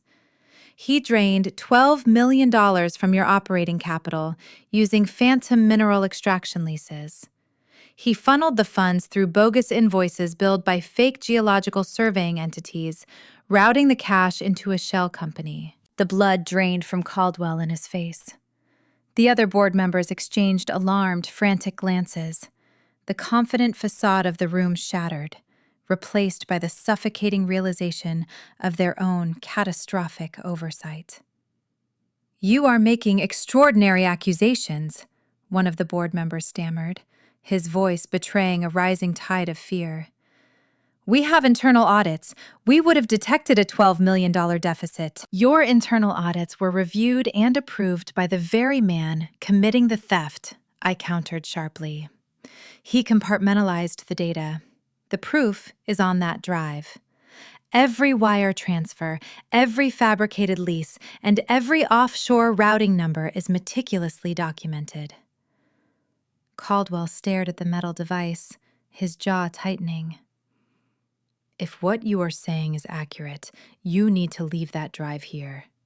We will initiate a private internal review and handle the situation discreetly." They still thought they could control the narrative. They still believed they could hide the rot from the public eye to protect their stock prices and personal bonuses. They failed to grasp the speed at which I was operating. An internal review is no longer an option, I replied smoothly. Before I drove to this building, I established a secure digital pipeline.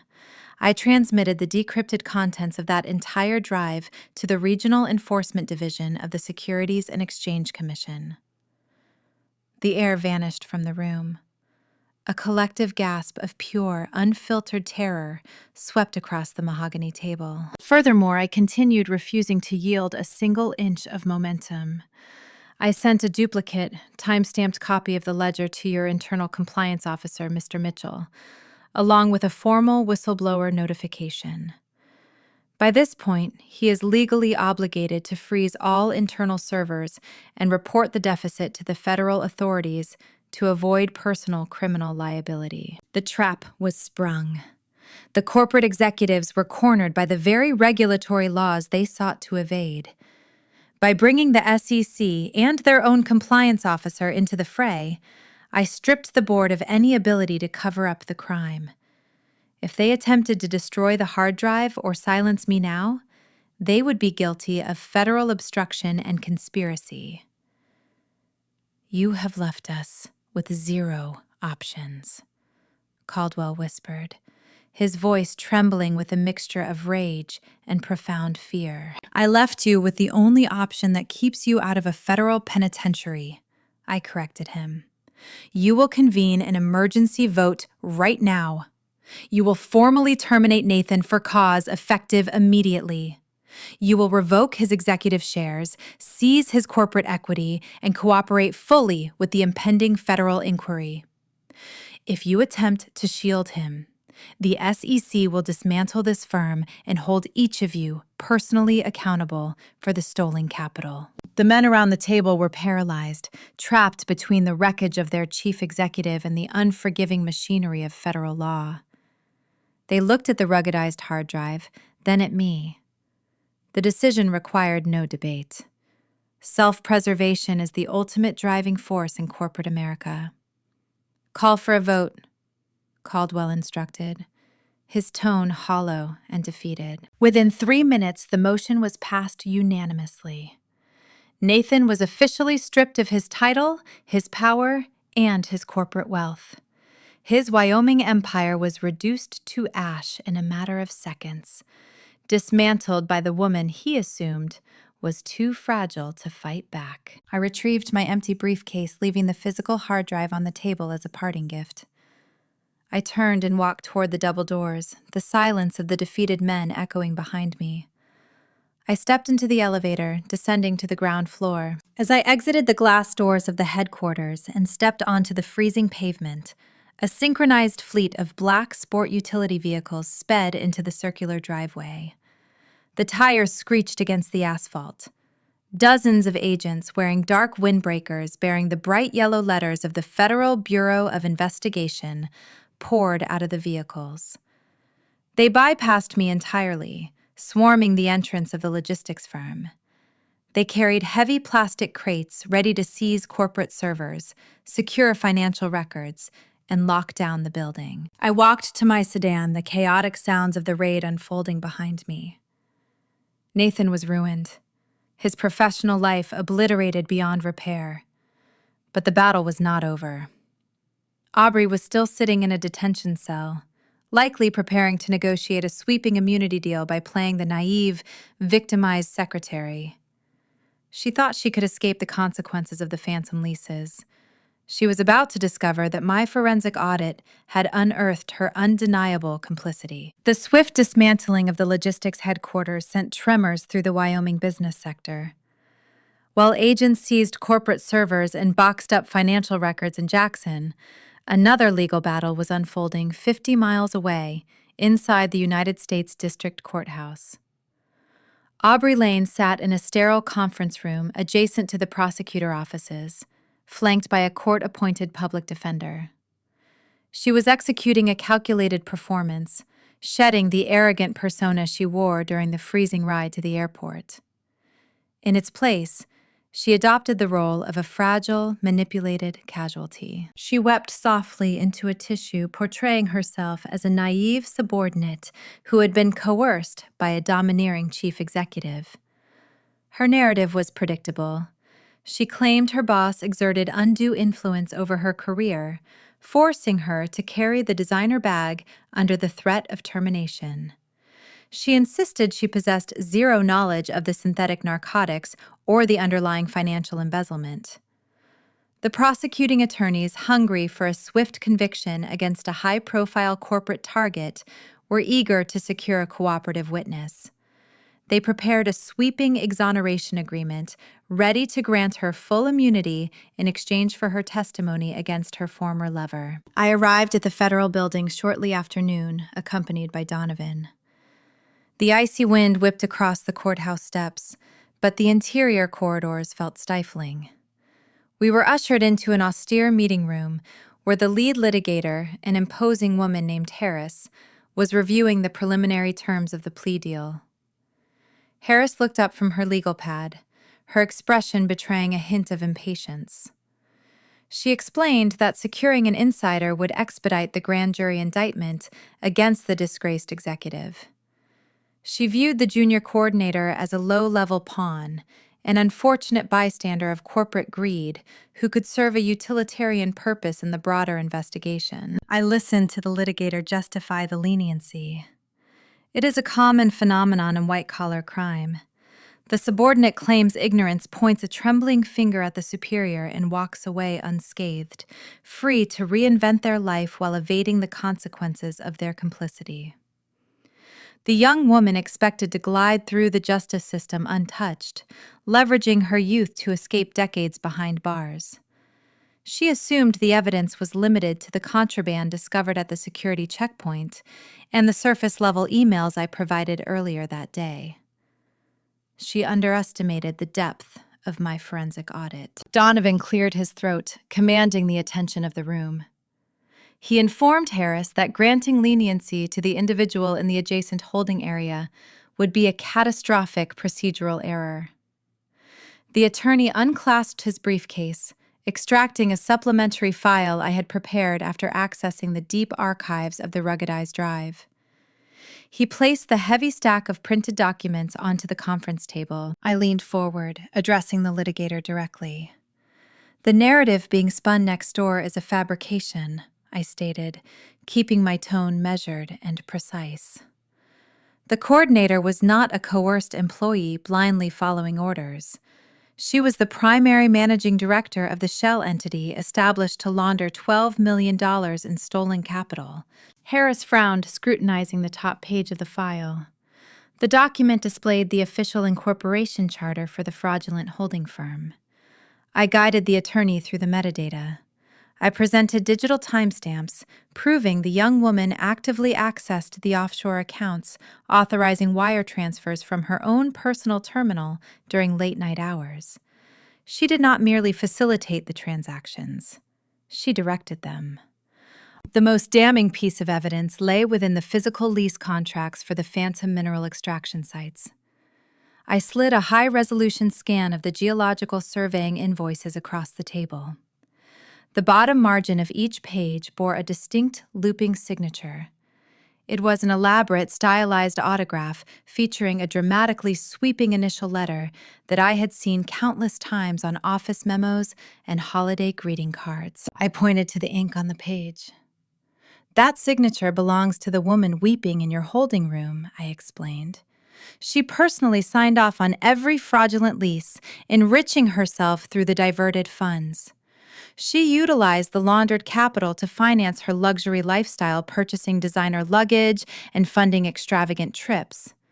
She was an active, willing participant in a sophisticated conspiracy." The litigator stared at the looping signature, comparing it to the intake forms the suspect had signed during her processing. The match was undeniable.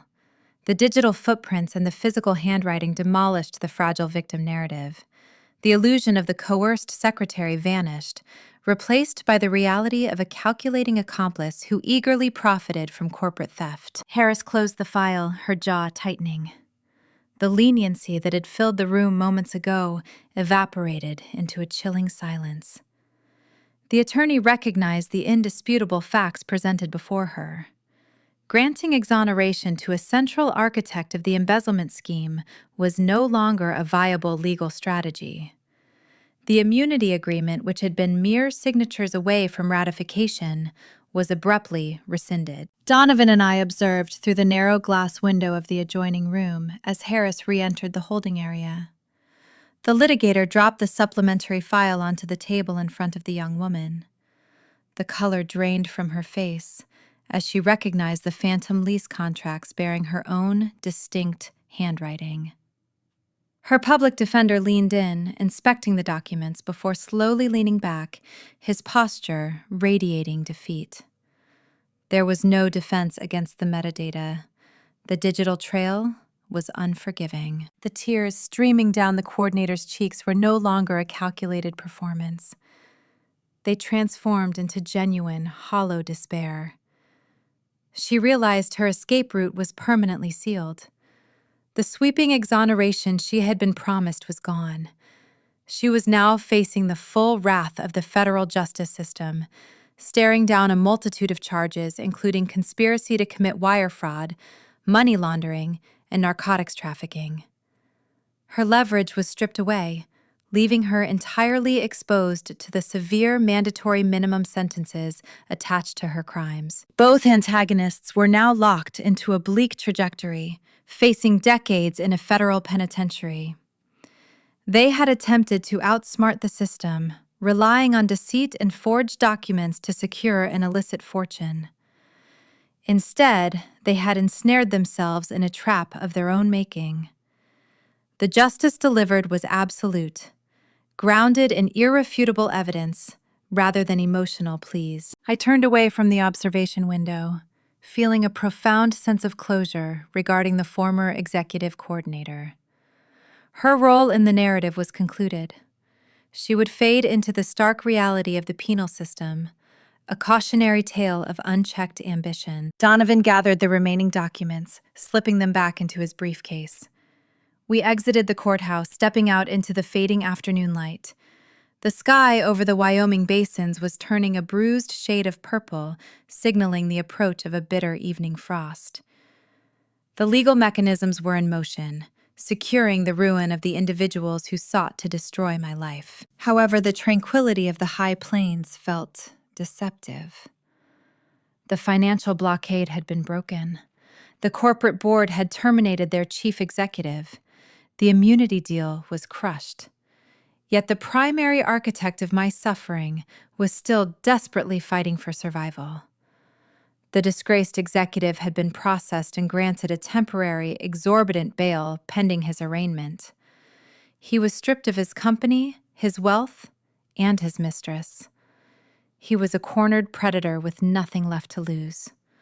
And as I drove back toward the isolated expanse of my sprawling estate, I knew a man stripped of all leverage would inevitably resort to desperate measures to reclaim his shattered pride. The sun dipped below the jagged horizon of the high plains, plunging the vast Wyoming basin into an ocean of shadows. Inside the isolated estate, the silence felt heavy and profound, punctuated only by the haunting, isolating sound of the Wyoming wind howling against the estate's massive floor-to-ceiling glass windows. The temperature outside was dropping rapidly, freezing the gravel driveway and encasing the surrounding foothills in ice. I sat in a leather armchair in the center of the sunken living room, a cup of hot black tea resting in my hands. The warmth of the porcelain grounded my senses. I was entirely alone, yet I felt no fear. I knew exactly who was coming. As a former compliance auditor, I spent years studying the predictable behavior of cornered executives. When their fraudulent empires collapse, they do not retreat with dignity or engage in quiet reflection. They lash out. They seek a target to absorb their failure. Nathan had been stripped of his logistics firm, humiliated in a public terminal, and was currently staring down a severe federal indictment. I knew that securing a temporary, exorbitant bail would not prompt him to consult a defense strategist. It would drive his bruised ego straight to my doorstep. He needed to reclaim a fraction of his shattered dominance, and his arrogance would compel him to break the law to achieve it. I monitored the security feed from the digital tablet resting on the coffee table. Twin beams of headlights pierced the darkness, illuminating the snowdrifts near the perimeter. My husband was legally barred from approaching within 500 feet of my person, courtesy of a strict federal restraining order issued immediately upon his release. Yet he retained a parasitic legal counsel who unearthed a technicality. The original property deed contained an obscure corporate retrieval clause, permitting an executive to enter the premises to secure proprietary hardware. It was a flimsy pretext, a desperate exploitation of corporate bylaws, but it provided enough justification to convince a hungry paralegal to accompany him to the property. The heavy oak front door swung open with a resounding thud. The security system did not blare because I had intentionally deactivated the perimeter alarm 20 minutes prior. I wanted him to cross the threshold. Nathan stepped into the foyer. The freezing wind swept into the house behind him before the door slammed shut. He looked nothing like the polished chief executive who had patronized me for 5 years. His tailored suit was rumpled and stained, his tie was missing, and his face was drawn and pale. He reeked of stale alcohol and desperation.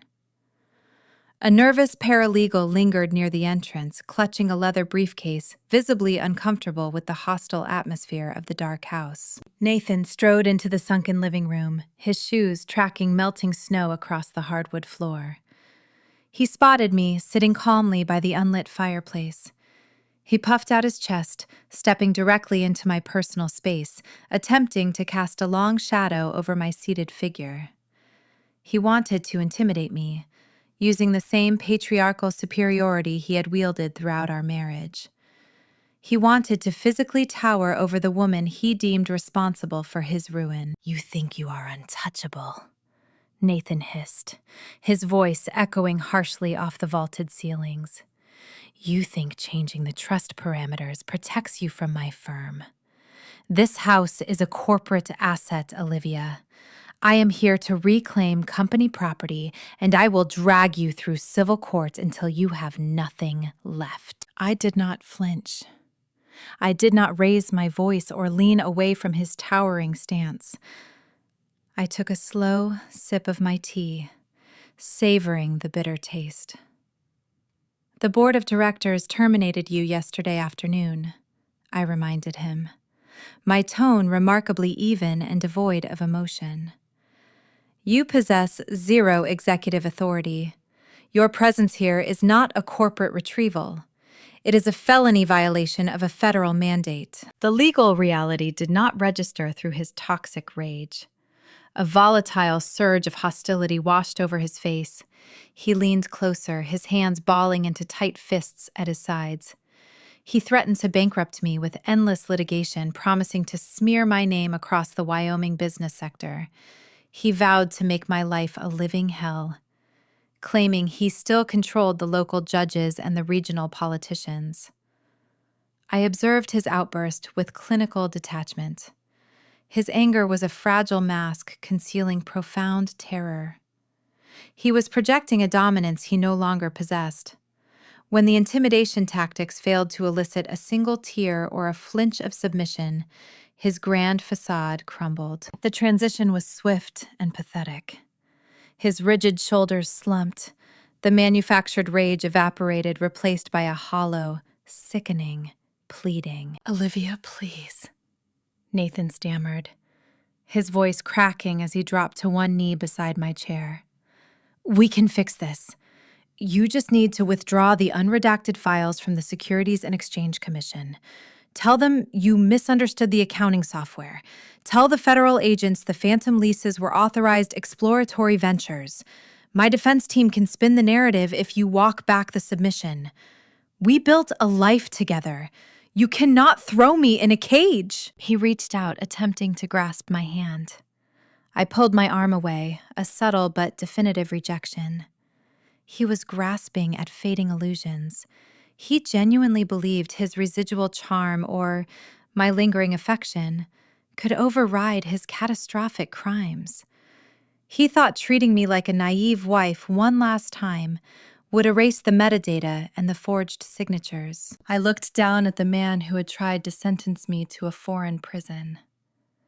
"You built a life on deception," I corrected him, my words slicing through his desperation like a scalpel. "You drained $12 million from your own logistics firm. You forged my signature to shoulder your federal liability. You packed a vacuum-sealed brick of narcotics into my luggage. There is no shared history left to salvage. You are a criminal, and I am the auditor who caught you." He stared up at me, his eyes wide, searching my face for a shred of empathy. He found only a glacial void. I set my teacup onto the table and stood up, forcing him to look up at me from the floor. "You still think you hold leverage," I continued, looking down at his pathetic frame. "You brought a paralegal to exploit a corporate retrieval clause. You assumed I locked the front gate and fortified the house in fear, but the gate was open, Nathan. The alarm was deactivated." Confusion washed over his features, slowly giving way to a sickening realization. "I did not deactivate the system to surrender," I explained softly, maintaining unbroken eye contact. "I deactivated it to ensure you entered the property unhindered. The restraining order explicitly dictates that any deliberate approach to this residence constitutes an immediate violation, resulting in the revocation of your bail. The corporate loophole you utilized only shields you from civil trespassing. It does not supersede a federal protective mandate." The color drained entirely from his cheeks. His breathing became shallow and rapid. He realized he had walked directly into another meticulously designed snare. I used his own predictable aggression against him. I knew his bruised ego could not resist the urge to confront me. He needed to feel powerful one last time, and that desperate psychological need had sealed his fate. I did not need to raise a hand or utter a threat. I simply allowed his own arrogance to destroy him. The haunting howl of the Wyoming wind against the glass was suddenly pierced by a new sound. A faint, rhythmic wail echoed in the distance, bouncing off the snow-covered foothills. The sound grew sharper, multiplying as multiple vehicles sped down the isolated highway toward the estate. Nathan scrambled backward, stumbling over his own feet as his eyes darted toward the floor-to-ceiling windows. Red and blue strobe lights began to reflect against the dark glass, painting the living room in frantic, flashing colors. The local authorities alerted the moment his vehicle breached the driveway. Sensors were arriving to execute the arrest warrant. He was going back to a concrete cell, stripped of his bail, his dignity, and his final illusion of control. The paralegal dropped his briefcase and backed out the front door, fleeing the scene to avoid aiding a fugitive. Nathan stood trembling in the center of the living room, trapped by the flashing lights surrounding the property. Yet even as heavy fists began pounding on the heavy oak door, a bitter, venomous smirk crossed his pale face. He straightened his ruined suit, clinging to one final desperate secret he believed would grant him the ultimate victory over my future. The heavy oak door shuddered under the forceful pounding of law enforcement. Before the intruder could formulate another threat, the local sheriff and 3 deputies breached the entryway. The freezing Wyoming draft swept through the foyer, carrying a flurry of crystalline snowflakes that melted instantly against the hardwood floor. Flashing red and blue lights illuminated the sunken living room in a frantic, chaotic rhythm. The officers moved with practiced efficiency. They surrounded the disgraced chief executive, ignoring his protests. A deputy grabbed his wrists, twisting them behind his back. The sharp, metallic click of steel restraints echoed through the vated space, sealing his fate. He was being arrested for a felony violation of a federal protective mandate. Yet as the cold metal locked around his wrists, a disturbing transformation occurred. The pathetic, pleading demeanor he displayed moments earlier vanished. A venomous, arrogant smirk stretched across his pale face. He believed he possessed a hidden ace, a final trump card that would guarantee his eventual victory. He squared his shoulders, looking at me with undisguised contempt. "You think you won?" he sneered, his voice dripping with malice. "You think seizing the estate and terminating my corporate position leaves me powerless? You are a naive auditor. You only uncovered the operational ledgers. You missed the shadow accounts. I have $5 million buried in a Cayman Islands reserve. It is untouchable, shielded by offshore privacy laws you cannot breach. When I post my new bail, I will use every cent of that money to ruin you. I will hire a battalion of litigators to drag you through courts for the next 20 years. You will spend the rest of your life looking over your shoulder." His threat was intended to inject terror into my veins. He wanted to see me falter, to witness a crack in my stoic facade. He desired the satisfaction of knowing his financial shadow still loomed over my future. I did not afford him that luxury. My expression remained a portrait of glacial calm. I simply reached toward the polished coffee table and picked up a thick, unsealed manila envelope. At that precise moment, tires screeched against the icy gravel outside. A sleek black sedan parked haphazardly behind the patrol cruisers. A breathless man in a wrinkled trench coat hurried through the open front door. It was Vance, the lead defense attorney from the Denver litigation firm. He had likely tracked his client via a GPS ankle monitor or received a frantic text message from the fleeing paralegal. The lawyer surveyed the scene, his eyes darting from the deputies to the handcuffed executive. "Officers, my client has the right to remain silent," Vance declared, attempting to project authority while catching his breath. "We will contest this unlawful detention in court. Do not say another word." I stepped forward, holding the envelope. "Your client is no longer capable of funding your retainer," I stated, my voice echoing with crisp, unyielding clarity. "He is entirely destitute." The litigator frowned, turning his attention to me. The handcuffed man laughed a harsh, grating sound. "She is bluffing," he told his lawyer. "She locked down the domestic accounts, but the offshore trust remains secure." I pulled a crisp stack of printed documents from the envelope and handed them directly to the defense attorney. "I suggest you review the corporate bylaws your firm drafted for the holding entity," I instructed. "You engineered a structure intended to insulate the primary director. You required a secondary guarantor to absorb the legal liability. My husband foolishly forged my signature onto that charter. In doing so, he legally granted me unilateral executive authority the moment his mistress was incarcerated." The lawyer scanned the pages, his professional composure fracturing. I did not stop at securing the estate. I continued my gaze, shifting back to the man in restraints. A thorough compliance auditor never settles for the surface data. I traced the tertiary digital pathways routed through the Cayman servers. I located your shadow reserve. All $5 million. The arrogant smirk began to waver on his lips. "You cannot touch that capital," he stammered, his confidence cracking under the weight of my precision. "The banking protocols require dual authentication. They require the signature of the active managing director," I corrected him, "a position I currently occupy.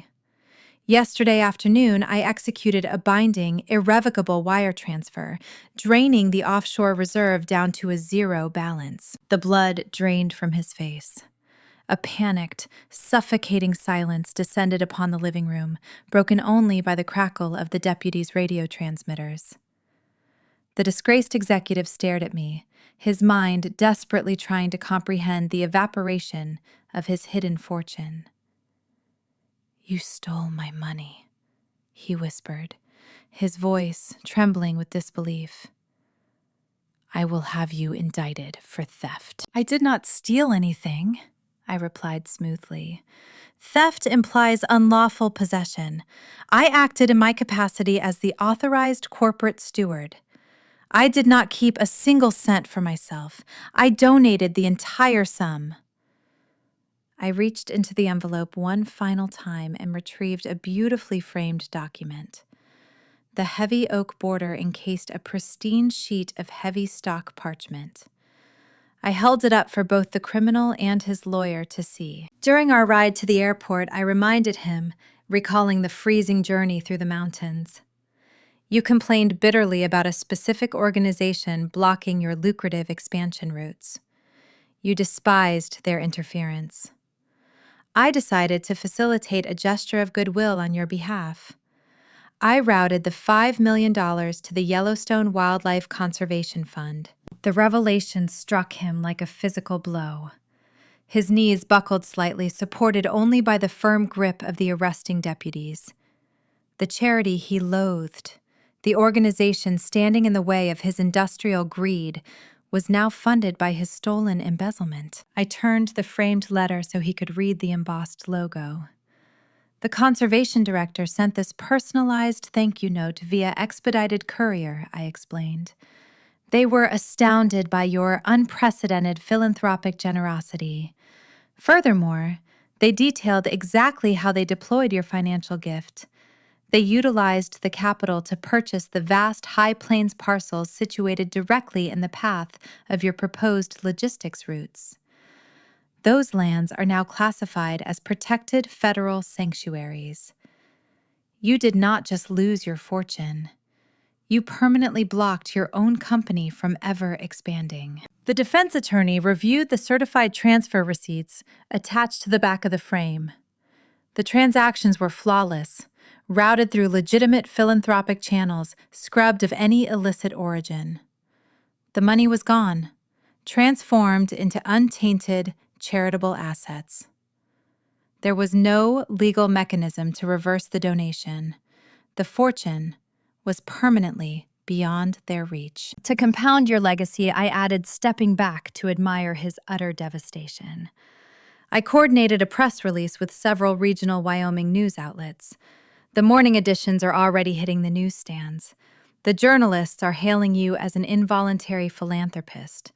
The public narrative portrays a disgraced executive who experienced a sudden crisis of conscience, giving away his hidden wealth to protect the pristine geography of the state. You are broke, facing decades in a penitentiary, and the world believes you willingly surrendered your leverage to save the elk. The poetic justice was supreme. I had stripped away his final illusion of power without resorting to illegal retaliation or bitter revenge. I weaponized his own geographic hurdles against him, turning his stolen wealth into a permanent monument to his failure.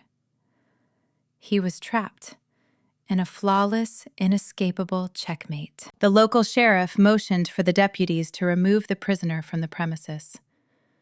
The officers guided him toward the exit. He did not fight them. He did not utter another threat or hurl an insult. The venomous predator was gone, replaced by a hollow, broken shell. He stumbled forward, his head bowed, his eyes fixed on the framed receipt resting in my hands. The mathematical certainty of his ruin finally crushed his spirit. He realized he had orchestrated his own destruction, handing me the exact tools required to dismantle his life. The front door closed, shutting out the freezing wind and the flashing strobe lights. The defense attorney offered a brief, stunned nod of acknowledgement before turning and fleeing into the night, abandoning a client who could no longer pay his exorbitant fees.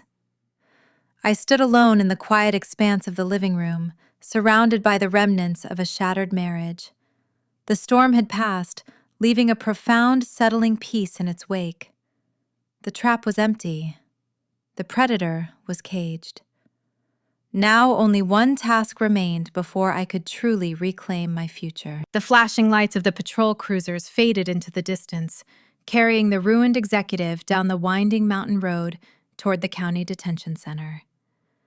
The roar of the engines dissolved, leaving behind a profound, settling quiet. I stood alone in the sunken living room of the sprawling High Plains estate. The air inside the house felt different. The stifling tension that had saturated these walls for the past 5 years was gone.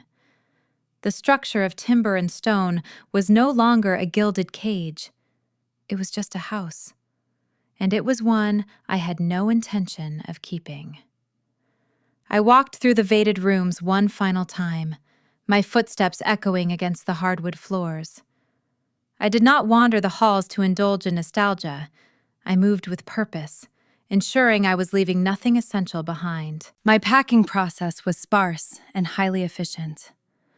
I carried a single canvas duffel bag. It held practical necessities. I packed my encrypted auditing laptop, several secure hard drives containing backups of the corporate data, and a few simple changes of clothing.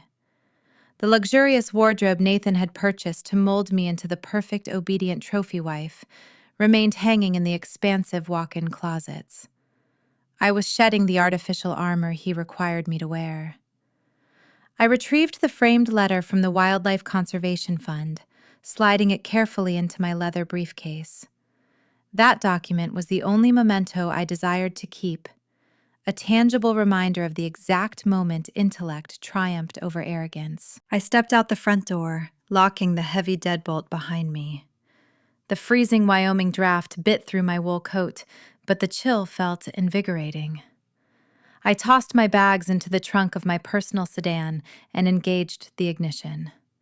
The engine hummed a steady, reliable rhythm.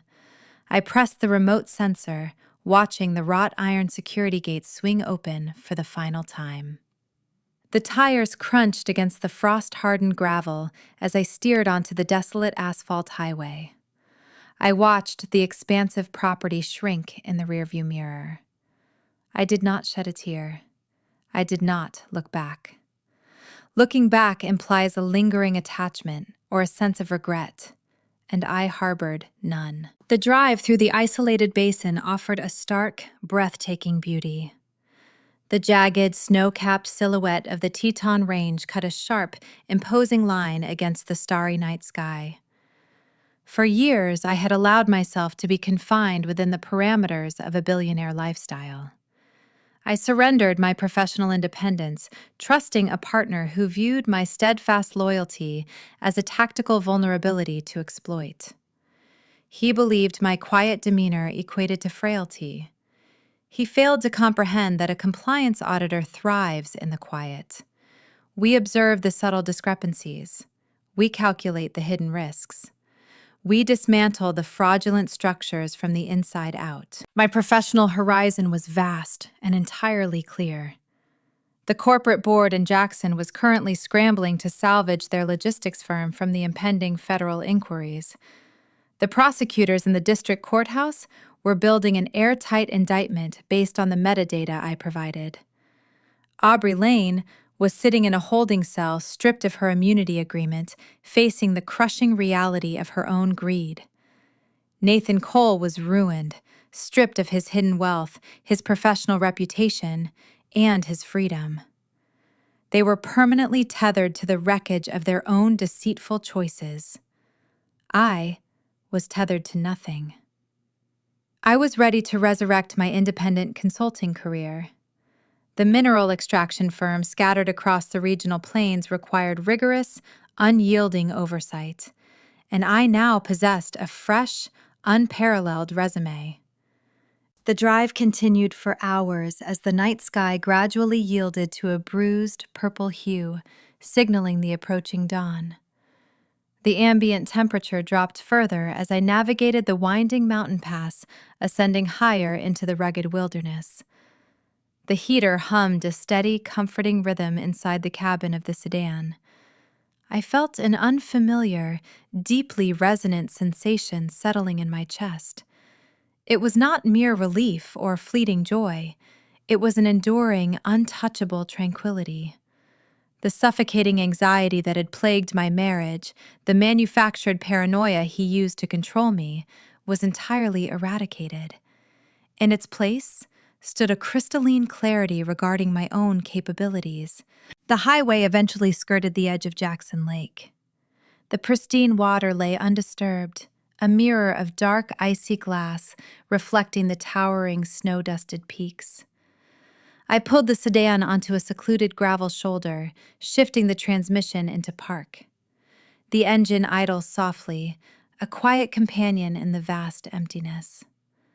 I unbuckled my seatbelt, pushed the heavy door open, and stepped out into the biting morning air. The frost crunched beneath my leather boots.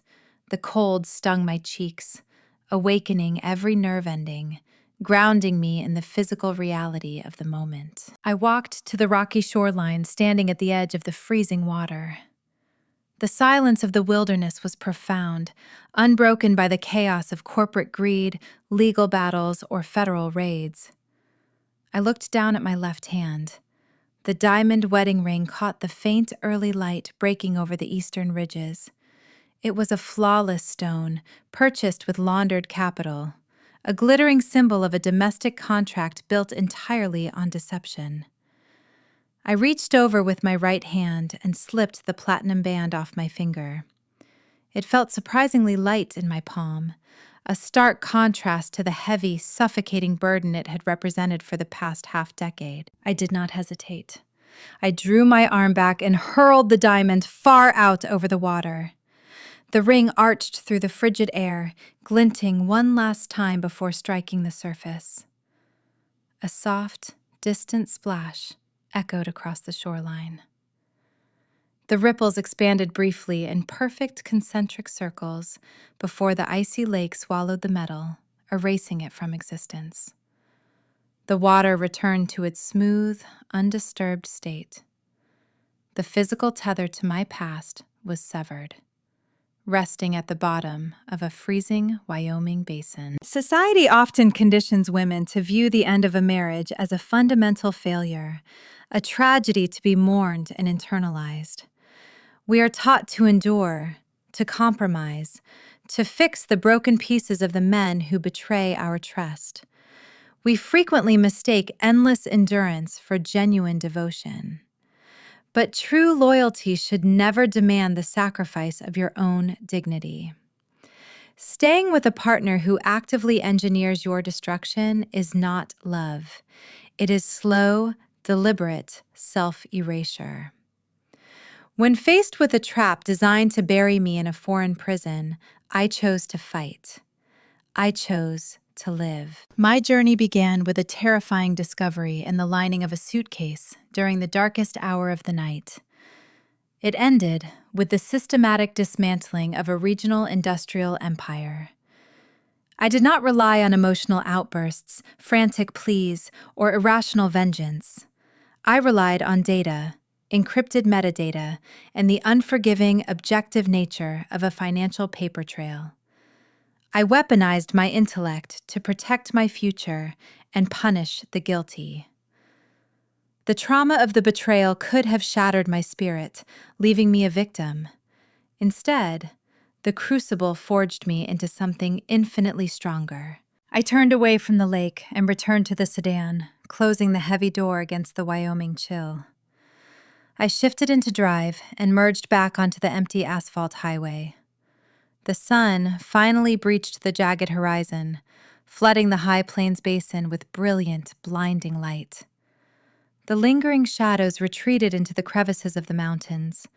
The road stretched endlessly ahead, cutting a clear, unobstructed path through the wilderness. I am Olivia Jimenez. I am a free woman. And to anyone who ever attempts to underestimate me or exploit my loyalty again, I am an extraordinarily dangerous adversary. The heavy splash of a diamond ring sinking into the icy, pristine depths of Jackson Lake is a quiet sound, yet its ripples extend far beyond the water's edge. When we reflect on Olivia's harrowing journey from a wife deliberately gaslit in the shadows of a sprawling Wyoming estate to a woman who systematically dismantled her husband's fraudulent empire, it is easy to view her story merely as a masterclass in survival and checkmate. But beneath the corporate espionage, the offshore bank accounts, and the tactical brilliance lies a much deeper, more urgent narrative. Although Olivia walked away from that freezing High Plains basin without children of her own, the chilling anatomy of her marriage leaves us with a profound blueprint for family responsibility, parenting values, and the moral inheritance we pass down to the next generation in American culture. In our society, the traditional family structure is frequently idealized through the lens of material success and outward stability. We are culturally conditioned to admire the luxury SUV in the driveway, the vated ceilings of the custom-built home, and the prestigious corporate title attached to the head of the household. Nathan constructed exactly this facade. He wanted a picturesque domestic life, not out of a genuine desire for connection, but because a quiet, compliant spouse served as the perfect invisible camouflage for his unchecked ambition and deceit. When we prioritize the aesthetics of the American dream over the integrity of the people living inside it, we create a perilous environment for children. If we raise the next generation to believe that success excuses ethical compromise, that accumulating wealth justifies the exploitation of others, we are not raising a family. We are cultivating a cartel of polite sociopaths. True family responsibility demands a radical commitment to honesty, a virtue that extends far beyond simply telling the truth about where you were on a Friday night. Honesty, in its most vital form, is the refusal to manipulate the reality of the people who trust you. Nathan's most egregious crime was not the illicit cash or the synthetic contraband. It was the psychological warfare he waged in his own living room. He systematically patronized Olivia, labeling her sharp instincts as paranoid delusions to protect his hidden life. When we raise children, we must fiercely guard their perception of reality. Gaslighting within a home destroys a child's internal compass. If parents model a dynamic where one partner routinely invalidates the other's reality to maintain control, children absorb a toxic definition of love. They learn to silence their own intuition. To guide children effectively over the long term, we must cultivate an ecosystem of unvarnished accountability, teaching them that their feelings are valid and that deception is the ultimate betrayal of the family unit. Equally paramount is the cultivation of emotional awareness, an attribute Olivia demonstrated with breathtaking precision. When faced with the ultimate betrayal, she did not succumb to the frantic, chaotic reactions her husband anticipated. She did not scream in the airport terminal or shatter dishes in the kitchen. She observed. She calculated. And she allowed her intellect to process her heartbreak. In raising children, we often focus on behavioral compliance, teaching them to sit still, be quiet, and follow the rules. But we rarely equip them with the emotional vocabulary required to navigate profound betrayal or systemic unfairness. Emotional awareness means teaching a child how to sit in the freezing discomfort of a broken promise, without letting that pain dictate their actions.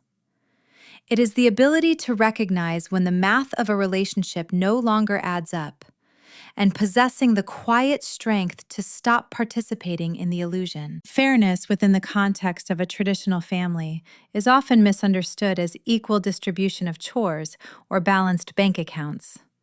Olivia's story redefines fairness as the fundamental honoring of a partner's humanity and agency. Nathan viewed his wife as a tool, a convenient, invisible asset to be deployed and sacrificed when his empire faced exposure. If children grow up witnessing a marriage where one person is treated as collateral damage for the other's comfort, they will inevitably replicate that dynamic, becoming either the predator or the prey.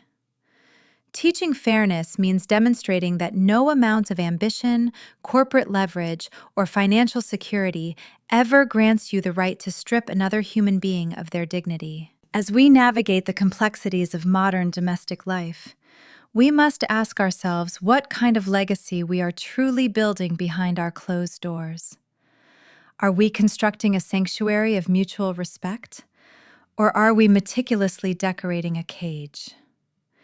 If the themes of hidden truths, the courage to walk away, and the relentless pursuit of self-respect resonate with the silent battles you have fought in your own life, I invite you to subscribe and follow Samantha Told Stories.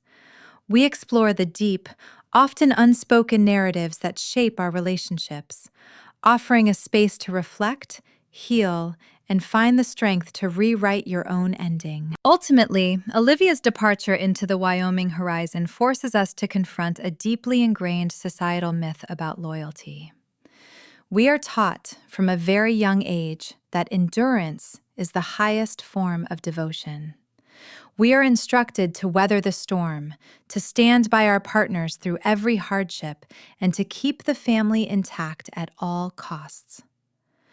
But staying with a partner who actively engineers your destruction is not an act of nobility. It is an act of self-erasure. The conventional wisdom dictates that a broken home is a tragedy to be avoided at all costs, a failure of commitment that inherently damages the children within it. But a home that remains whole while rotting from the inside out is infinitely more destructive. Sometimes the most profound protective act of family responsibility you can ever model for a child is the willingness to pack your bags and leave. True loyalty should never require the sacrifice of your own soul. The most vital lesson we can impart to the next generation is this: the foundation of a family is not built on the bricks of endurance, but on the courage to strike a match and burn the illusion to the ground the moment it demands your dignity.